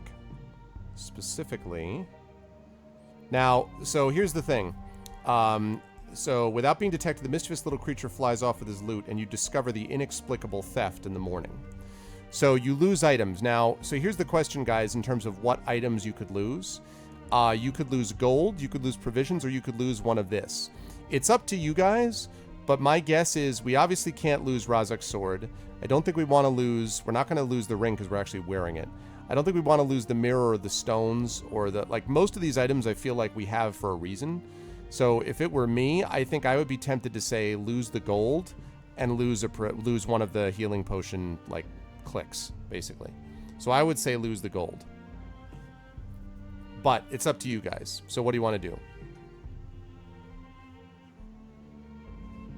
Gold, gold. We should have gone to Stonebridge. See, haha. Yeah. Watch, in before they say, if you have 2 gold... Oh, yeah. All right, gold, gold, gold, gold. All right. I agree. I agree. That's probably the least worst option that we've got. But, man, that's us, huh? Within an hour, you reach a bridge which crosses a clear stream and leads you into Stonebridge. The basic options are you could lose some of your other items, Big Boss. So you could lose your sword, you could lose your shield, you could lose your ring, you could lose your cracked mirror, you could lose your stones, your ring with jewel, and your Razak's sword. But all of those seem really important, so that's why I recommend it. Yeah, least worst. So technically that also is the best option, but the reason I said least worst is because it all kind of sucks. Like, you don't want to lose gold either, but it happens. Okay, within an hour you reach a bridge which crosses a clear stream and leads you into Stonebridge. You recognize a couple of the dwarves walking along the street and ask them where you might find Bori. In the stable at the other end of the village, comes the reply in unison. You dismount and walk your tired horses through the village, nodding to a few more dwarves whom you recognize. You knock on the stable door and are greeted by a smiling dwarf with chubby red cheeks and a long beard. Hello, he says cheerfully. My name is Bori, and you must be Estromo's friends. I'll take care of your horses while you help yourselves to a hearty breakfast. There's plenty for everybody. Come in and sit down. You enter the stable and eat until you feel as though you are bursting. Add 2 stamina points. When you've relaxed for a while, come out to the back and I'll show you something special. Just give me a few minutes to get it ready. Nostromo told me I'll be at your quest, and at last I'll be able to put my invention to the test, Bari says enthusiastically. 10 minutes later, your curiosity gets the better of you, and you walk outside. And here is what you see, people. I think you guys are gonna like this.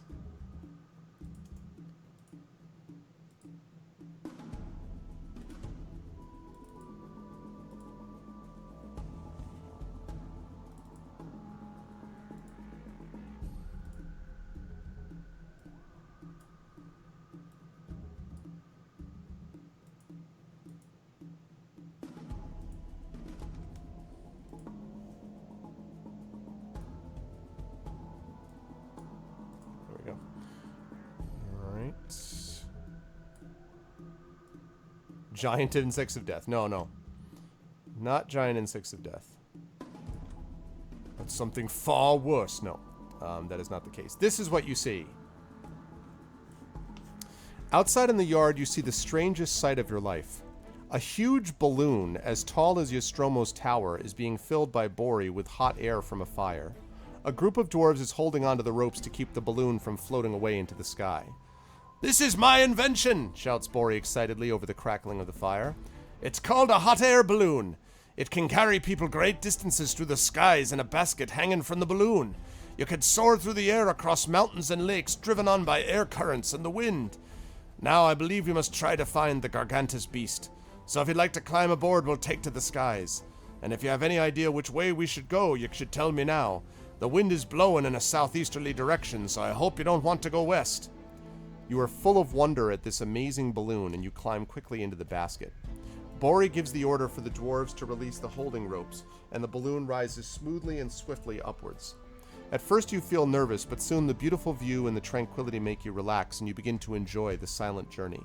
You look down at the sky, at the tiny treetops of Darkwood Forest, and think about the dangers that lie hidden beneath them. Yeah, apparently, Trouden.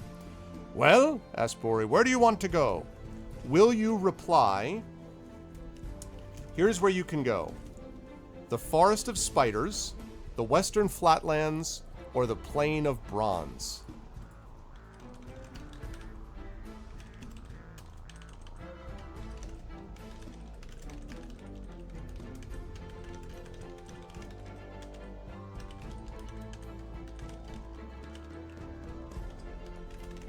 Maybe they're friendly spiders.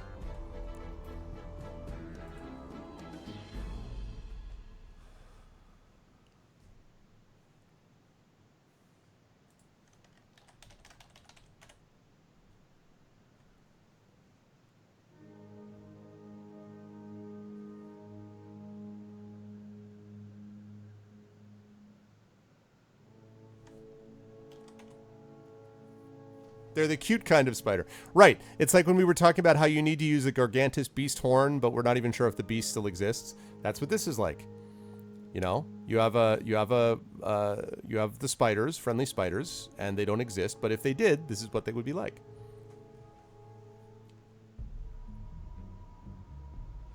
In retrospect, True Cinder, it probably was a mistake to acknowledge to everyone that you were like, please God, no spiders. Like, immediately people would be like, ah. Oh God, you guys are mean. Maybe there won't be any pictures. Maybe you can convince True Cinder, maybe you can convince Terry not to make a really frightening picture of a spider. I'm gonna say that this just failed, and I'm gonna do this next time. The drawing you're on? Well, you said that once I finish this one, we are gonna wrap up the stream. So okay, so you're gonna say so you've gone as far as it goes. Okay, that's fine. But no, what I'm saying is that yeah, I just gotta draw a scary spider next time. Then when we actually get to the scary spiders, because I'm gonna assume we are gonna get to them. Yeah, that'll be fine. He's like, I swear, Terry, don't. I swear. Oh man. Okay, so this will be our final vote of the evening, guys, or the day, I should say. Forest of Spiders, Plain of Bronze, Western Flatlands. Right now, Forest of Spiders and Plain of Bronze are battling it out. Will you guys stand up for True Cinder's fear and say, we will go to the Plain of Bronze? Actually, the Plain of Bronze does sound kind of cool. Or will you say, nope, fear is yours? Oh, there's Trouden. See, Trouden steps up.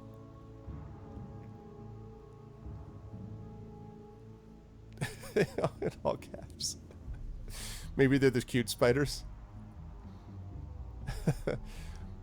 All right, last call. Here we go. Wow, Kilobyte.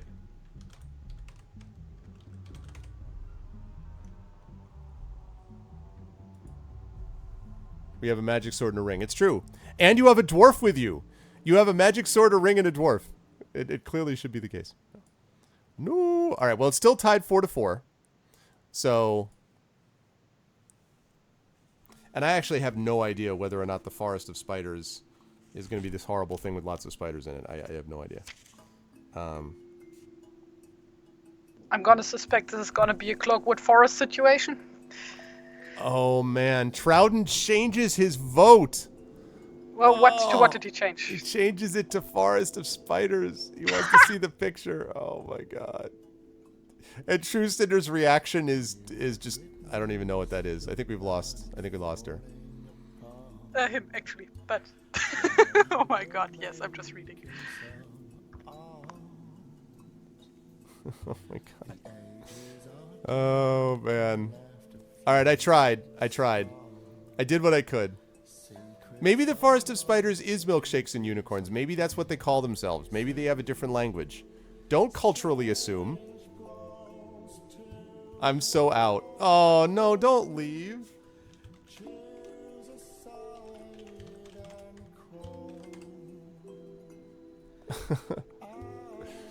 Dragon Spears tried.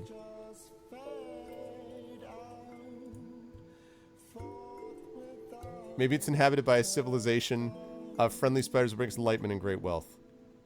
Don't make it. No. Don't make her click on a link. What are you doing?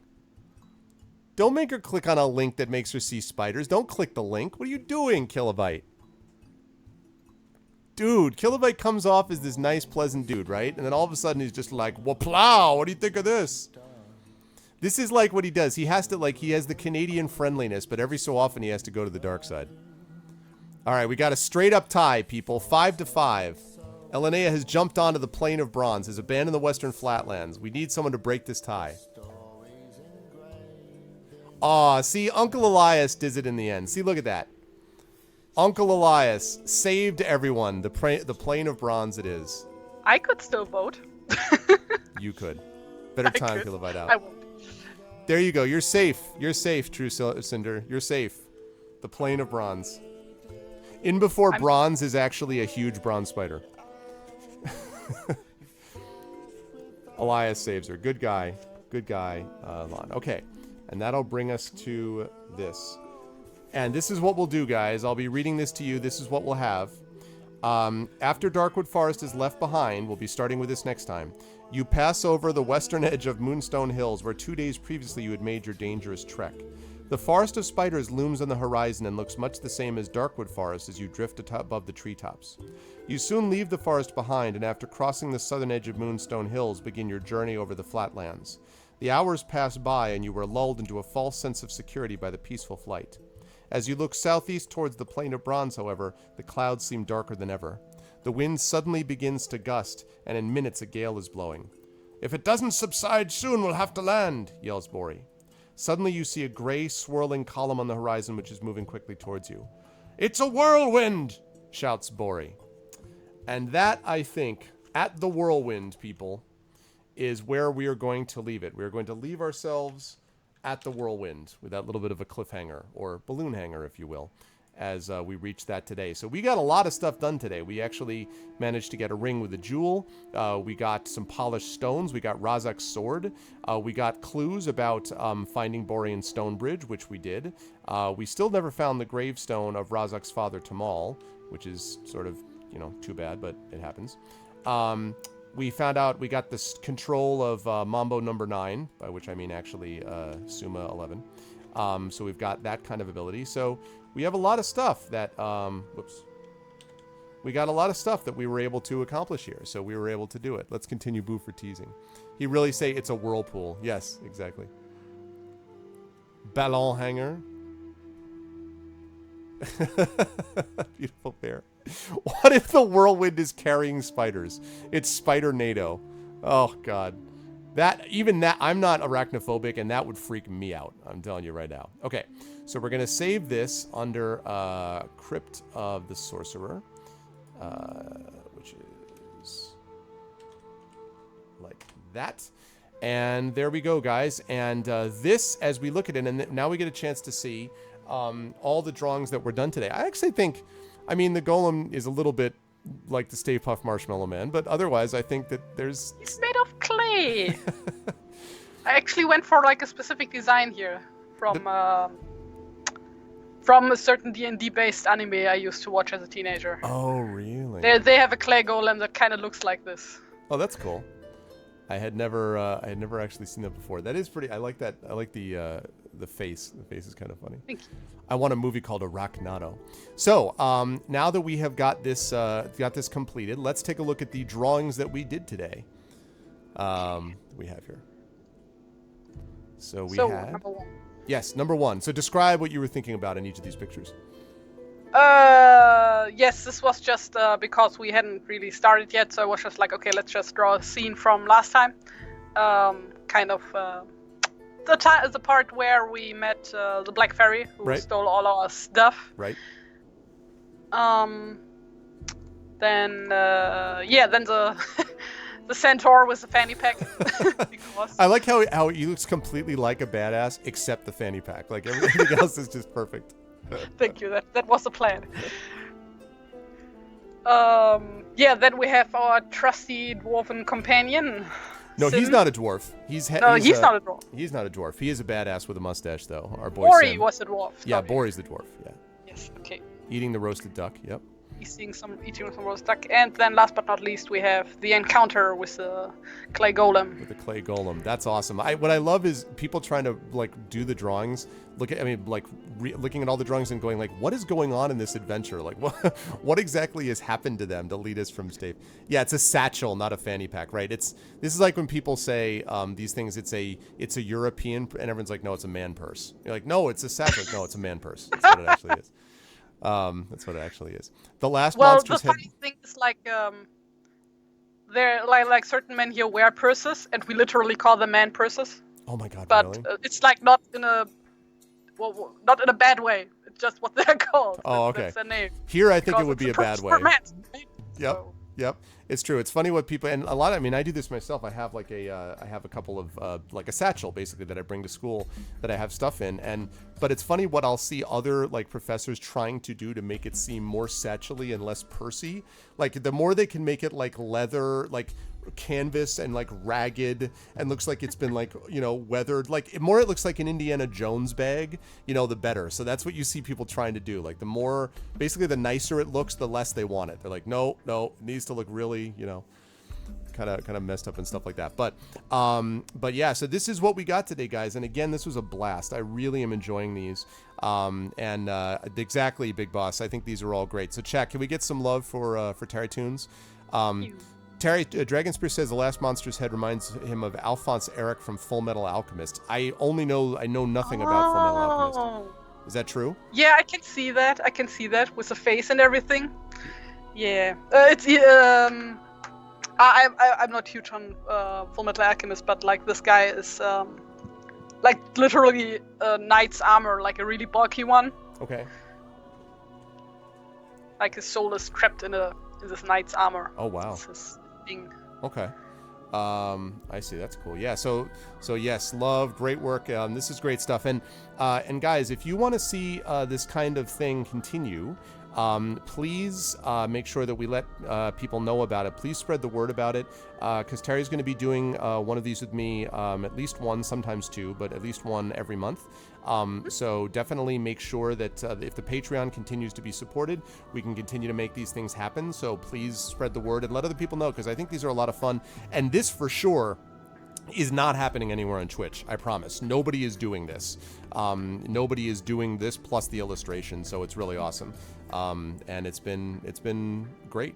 Great pleasure. So thank you, Terry. This is a lot of fun. Thank you very much for having me, and thanks for all the love in the chat, guys. I very much appreciate it. It was great stuff. Okay, so I'm gonna let you go, and then we're gonna do the vote, guys, in chat for the game of the month. But I will let you go, and then we'll, we'll settle up whenever I hear from you, basically. Okay. All right, sounds good. Thanks, Terry. Thank you. Bye. Bye. All right, that was awesome. I loved it. All right, guys. So, and chat was clever and fun. Well, chat's all, I mean, yeah, this is why I love it. I mean, chat is tremendous all the time. Okay, guys, so what we are going to do now is we are going to do our vote for the chat chosen vote of the month. And so the way this is going to work is, what game should Arv play this month? And what we're going to do is I'm going to take nominations.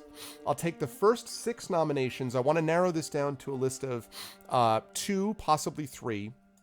And those are the ones that you guys will be voting on up until Tuesday. You'll have until Tuesday to make your final vote. So I'll take the first 6.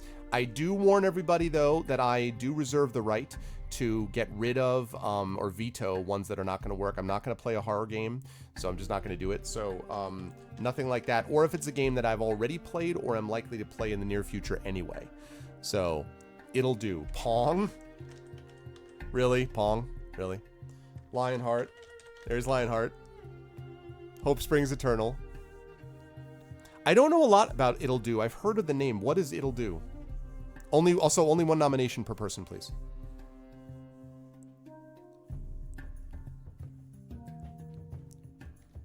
Brick Break?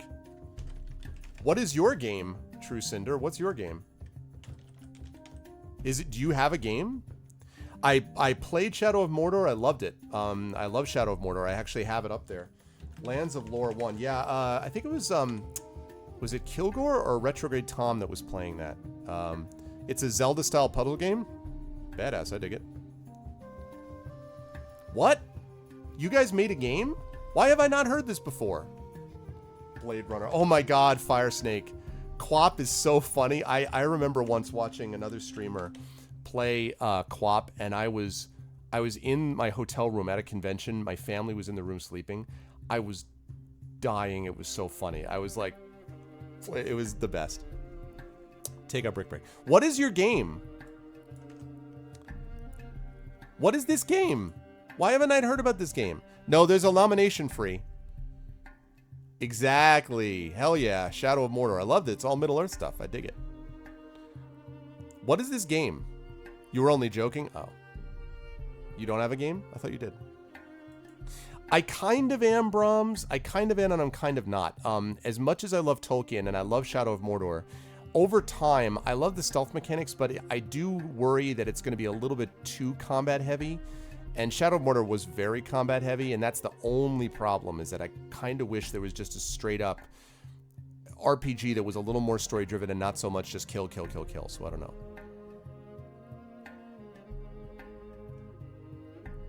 What is this?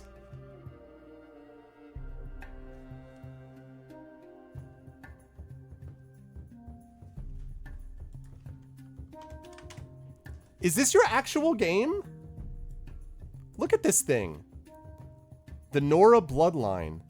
The official blog, RPG product which aims to recapture the classic feeling of the JRPG genre, mix it up with a unique story in the world of Gewalia, color-coded the town buildings. This looks awesome! Why have I not heard about this? Seriously? Why have I not been told about this before? If you're one of my viewers and you're on my channel, why would you not... I mean, I'm the lead writer on a game called Chosen Heart, which is in long arc development. So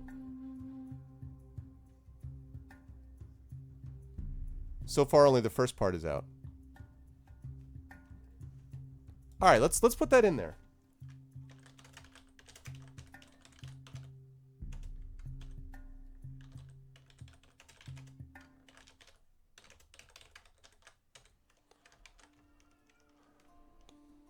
Okay. So we have one more spot open.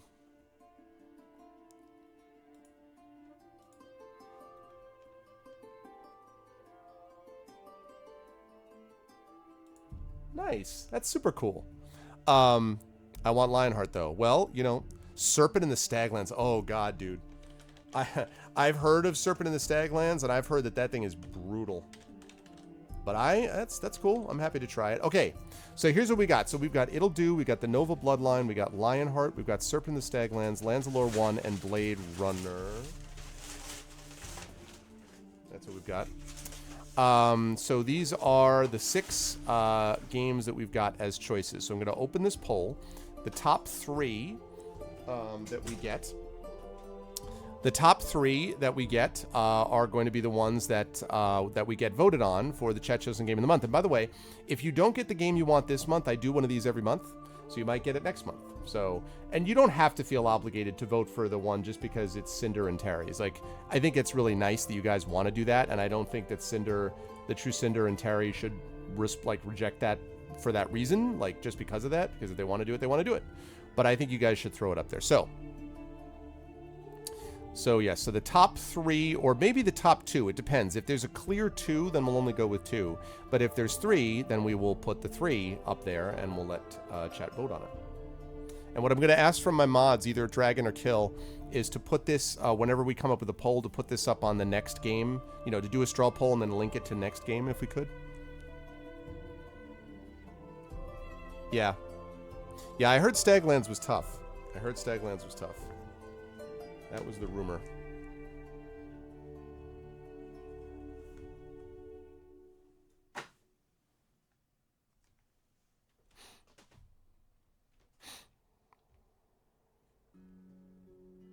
Save it for when it's actually finished. Okay. Well, then do you want to take it out of contention?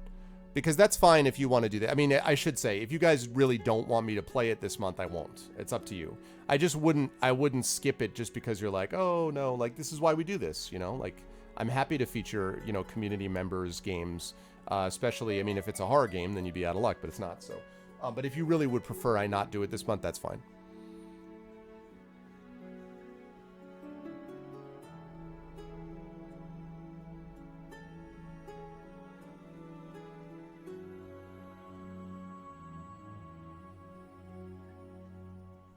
Who says it's not a horror game? Okay, if it is a horror game, you will pay the ultimate penalty. I know, but I don't want it to be a horror game. But still fixing bugs, but it's done. Okay. Then I think you should let it stand on its own and let chat make the call. If chat decides they want to play it, then they want to play it, and if not, not, and then you can nominate it a month down the line or whatever if need be. It's getting too bright in my room, so.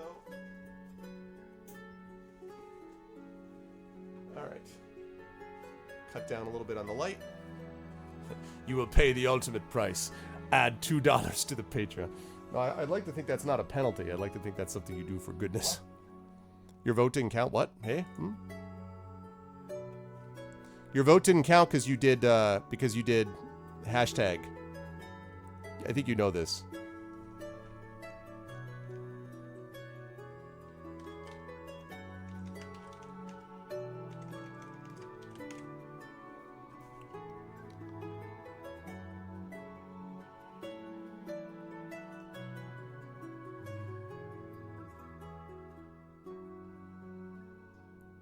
Vote 7 Quap. I do, as I told you, I find Quap to be very amusing, but unmod now! Oh man, alright, so we got Lionheart out in front, we got It'll Do in the Nova Bloodline. I always find it interesting in these kind of voting decisions because you wonder, it's like getting a plurality, like it's you versus a bunch of people, but when it gets down to just a one-on-one or a one-on-two, basically, event, what happens then? So, alright. Okay, we're gonna last call this up.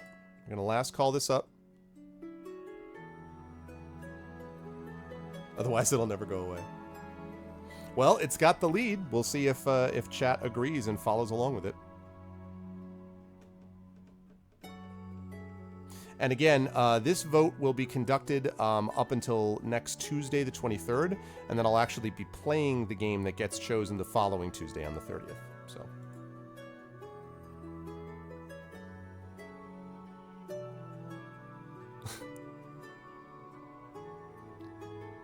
Exactly. All right, here we go.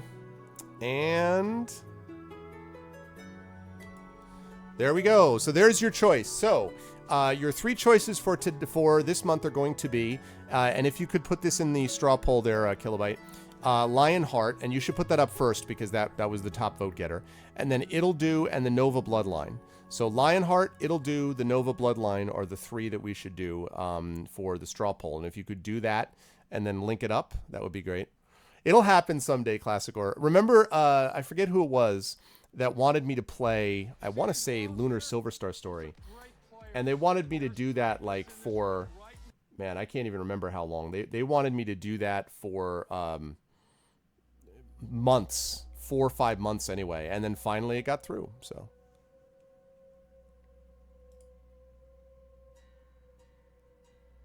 Terry's currently 15.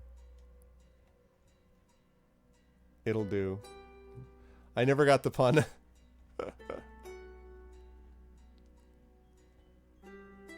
Oh, does it? Oh my god, really? I didn't even know that. Okay, so there we go.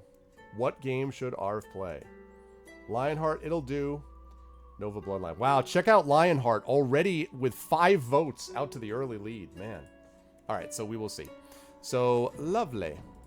That is great. I will get rid of that. Let's get rid of that. Let's stop ArvBot. Let's go out of there. Let's get rid of that. Let's get rid of this. Let's change that and that. Good. Lovely. All right, guys. So that's going to do it for today. I hope you guys had fun as we were doing our little makeup stream for the Miss on Tuesday. I will be back at you guys now again over the weekend. I don't know what that's looking like. Friday is a possibility. But I don't know because I'm going down to Pittsburgh tomorrow for Three Rivers Comic Con with my daughter. We're leaving after she's done with school, so I don't know. You know, my guess is that we're probably not going to get down there until like 8:39, and she does have to get to bed around 9:30 basically. So I don't know if I want to stream just myself streaming while she's asleep. I don't know. I'll have to see. So Friday, I would say, is more shaky. Saturday night, though, we'll definitely do it because we should be able to get back and get started by 8. We should be able to stream for maybe hour and a half or something like that. And then, you know, head off to bed after that. So I think I'll be streaming Saturday for sure. No guarantees on Friday, though. And then the following week on Tuesday, we'll have the final vote for this thing that we just started today. And we'll be playing on Tuesday, I think, some Skyrim Enderall, if I'm not mistaken. I want to be able to wrap up Crypt of the Sorcerer. Hopefully this Saturday is what I'd like to do, is to wrap it up or come close to it. If not, then I'll wrap it on Tuesday. And then with Skyrim Enderall, maybe get a little bit of playing in with that. I haven't had a chance to play that all month because of all the other stuff. But the most important thing, remember, next week, first of all, thank you for being here. Thank you for following the channel and all that stuff. But next week, ArvCon, starting on Friday. Please do not forget about this. This is very important for the channel. It's one of the biggest things that we do all year.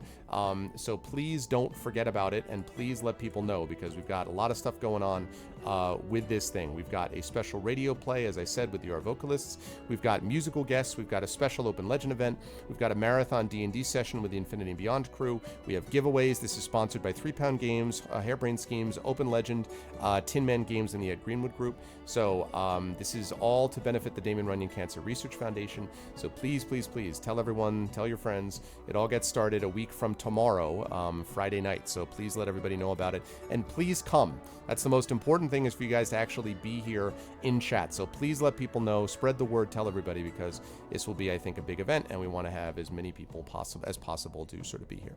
Don't you forget about me. That's exactly right. So, all right, we are going to do, I think, a raid here.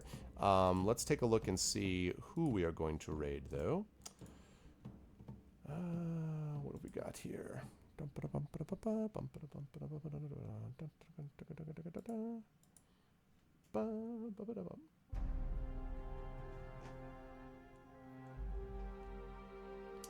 Who is on right now?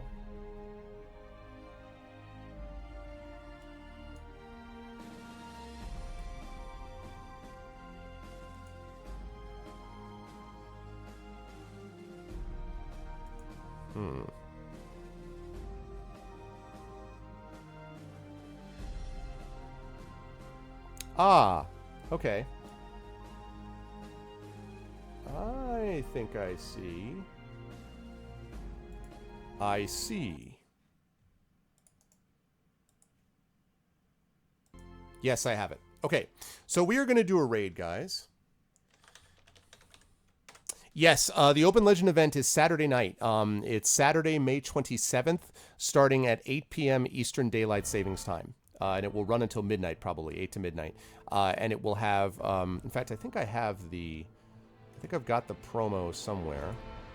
This is the promo. I think I have that one.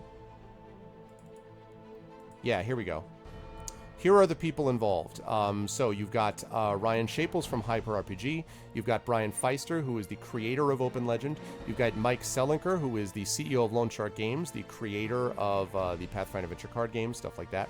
You've got Daniel Radford, who's a comedian. Erica Ishii, who is an actor. She's been on Geek and Sundry and does voiceover stuff, etc. And Stephen Lumpkin, also known as Silent Osiris on Twitch, who was the GM for Role Plays West Marches and other stuff like that.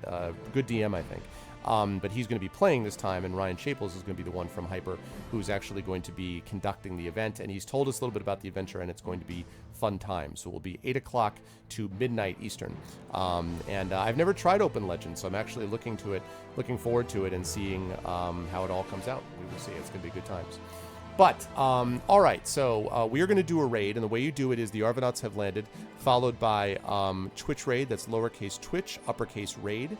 The key is not to do this, though, until you hear my audio outro. Once you hear my audio outro, then you should let that drop in there like a mighty stream. But please don't do it until you hear my audio outro so we can have a nice organized thing going on. Okay, and the person that we're going to be rating I will tell you about in just a minute. But before we do that, I want to thank everybody who was here and made this such a wonderful stream. Thank you to my wonderful mods, Dragon, Spear, and Kilobyte. Thanks, Dragon, again, and Kilobyte for posting links to the images and stuff. I appreciate it. Thank you to Beautiful Bear, to Big Boss Brahms, Kalen, Classicor, Ekag, Elinea, Expendable Hero, Fire Snake, Jagtress, Master Gecko, Nirvash, of course, TariToons. Terry, thank you so much. Great job again today. I really had fun, Terry. Thank you to Trendane, of course, a member of Infinity Beyond, our vocalist in great standing, all-around good guy and voice actor. Thank you to Trouden. Thank you to True Cinder. Game looks good, True Cinder. I'm looking forward to giving that a try at some point in the future. Thank you to Uncle Elias, and thank you to Zergy Stardust. You guys are all the best. Thank you, thank you. Please, if you haven't done so already, follow the stream. Check out the Steam group, which you can see right up there on that little reminder. Of course, the YouTube with exclamation point ArvTube, the Discord with exclamation point Discord, and most importantly, that Patreon, guys, because it makes it possible for me to be able to pay the people who come on as guests in a lot of cases, to be able to build up those sessions. So please, if you're able to support the Patreon, it definitely does make a difference. That's basically the equivalent of my subsystem, and it also gets you guys a lot of good things, like epic poems, character backgrounds, copies of my band's albums, critiques of your writing, stuff like that, depending on the tier that you support, plus access to the Patreon-only Discord. So the Patreon-only channel in the Discord. So please do that if you possibly can, with exclamation point ArvTreon. That's going to do it for me for today, and we are going to go, again, don't do this until you hear my audio outro. We're going to go over to Darksaber. We're going to go to Darksaber, who is playing Wild Arms 2, I believe. No, he's playing Wild Arms 1. I love Wild Arms, and in fact, it's a game I'm thinking about playing on here at some point in the future. But let's go over there and give him some love with the power of Wild Arms. Darksaber, a fellow GOG streamer, and I play D&D with him once a month as well. So let's go over that and check that out. But thanks, everybody. I love you all. Your best viewers on Twitch, as you guys know. And I'll see all of you possibly tomorrow, but if not, definitely Saturday for the conclusion of Crypt of the Sorcerer, live from the road with the power of Arvbox with my daughter, Little Arv, along with me. That's it. Love you all. Best viewers on Twitch. And do the raid as soon as you hear my audio outro. I'll catch you guys all soon. Until then, be good to each other. Have a good day.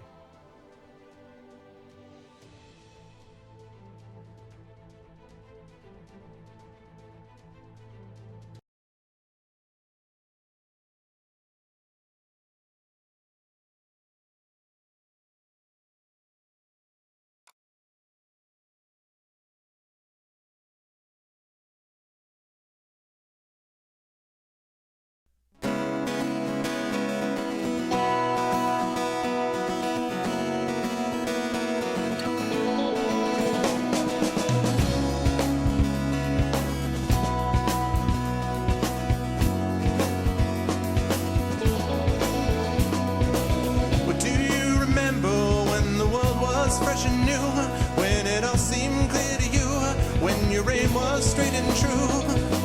Well, your mind untroubled by the questions in the dark, content to play your part, open pathways to your heart.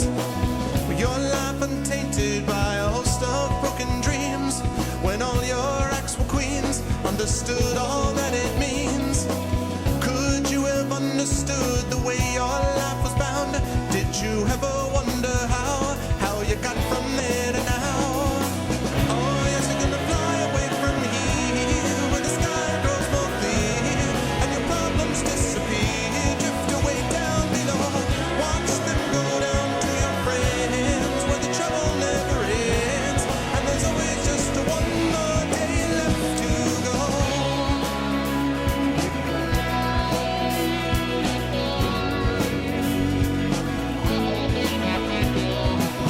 Go on and search now through your pile of broken lies, and your set of fake goodbyes, another cynical disguise.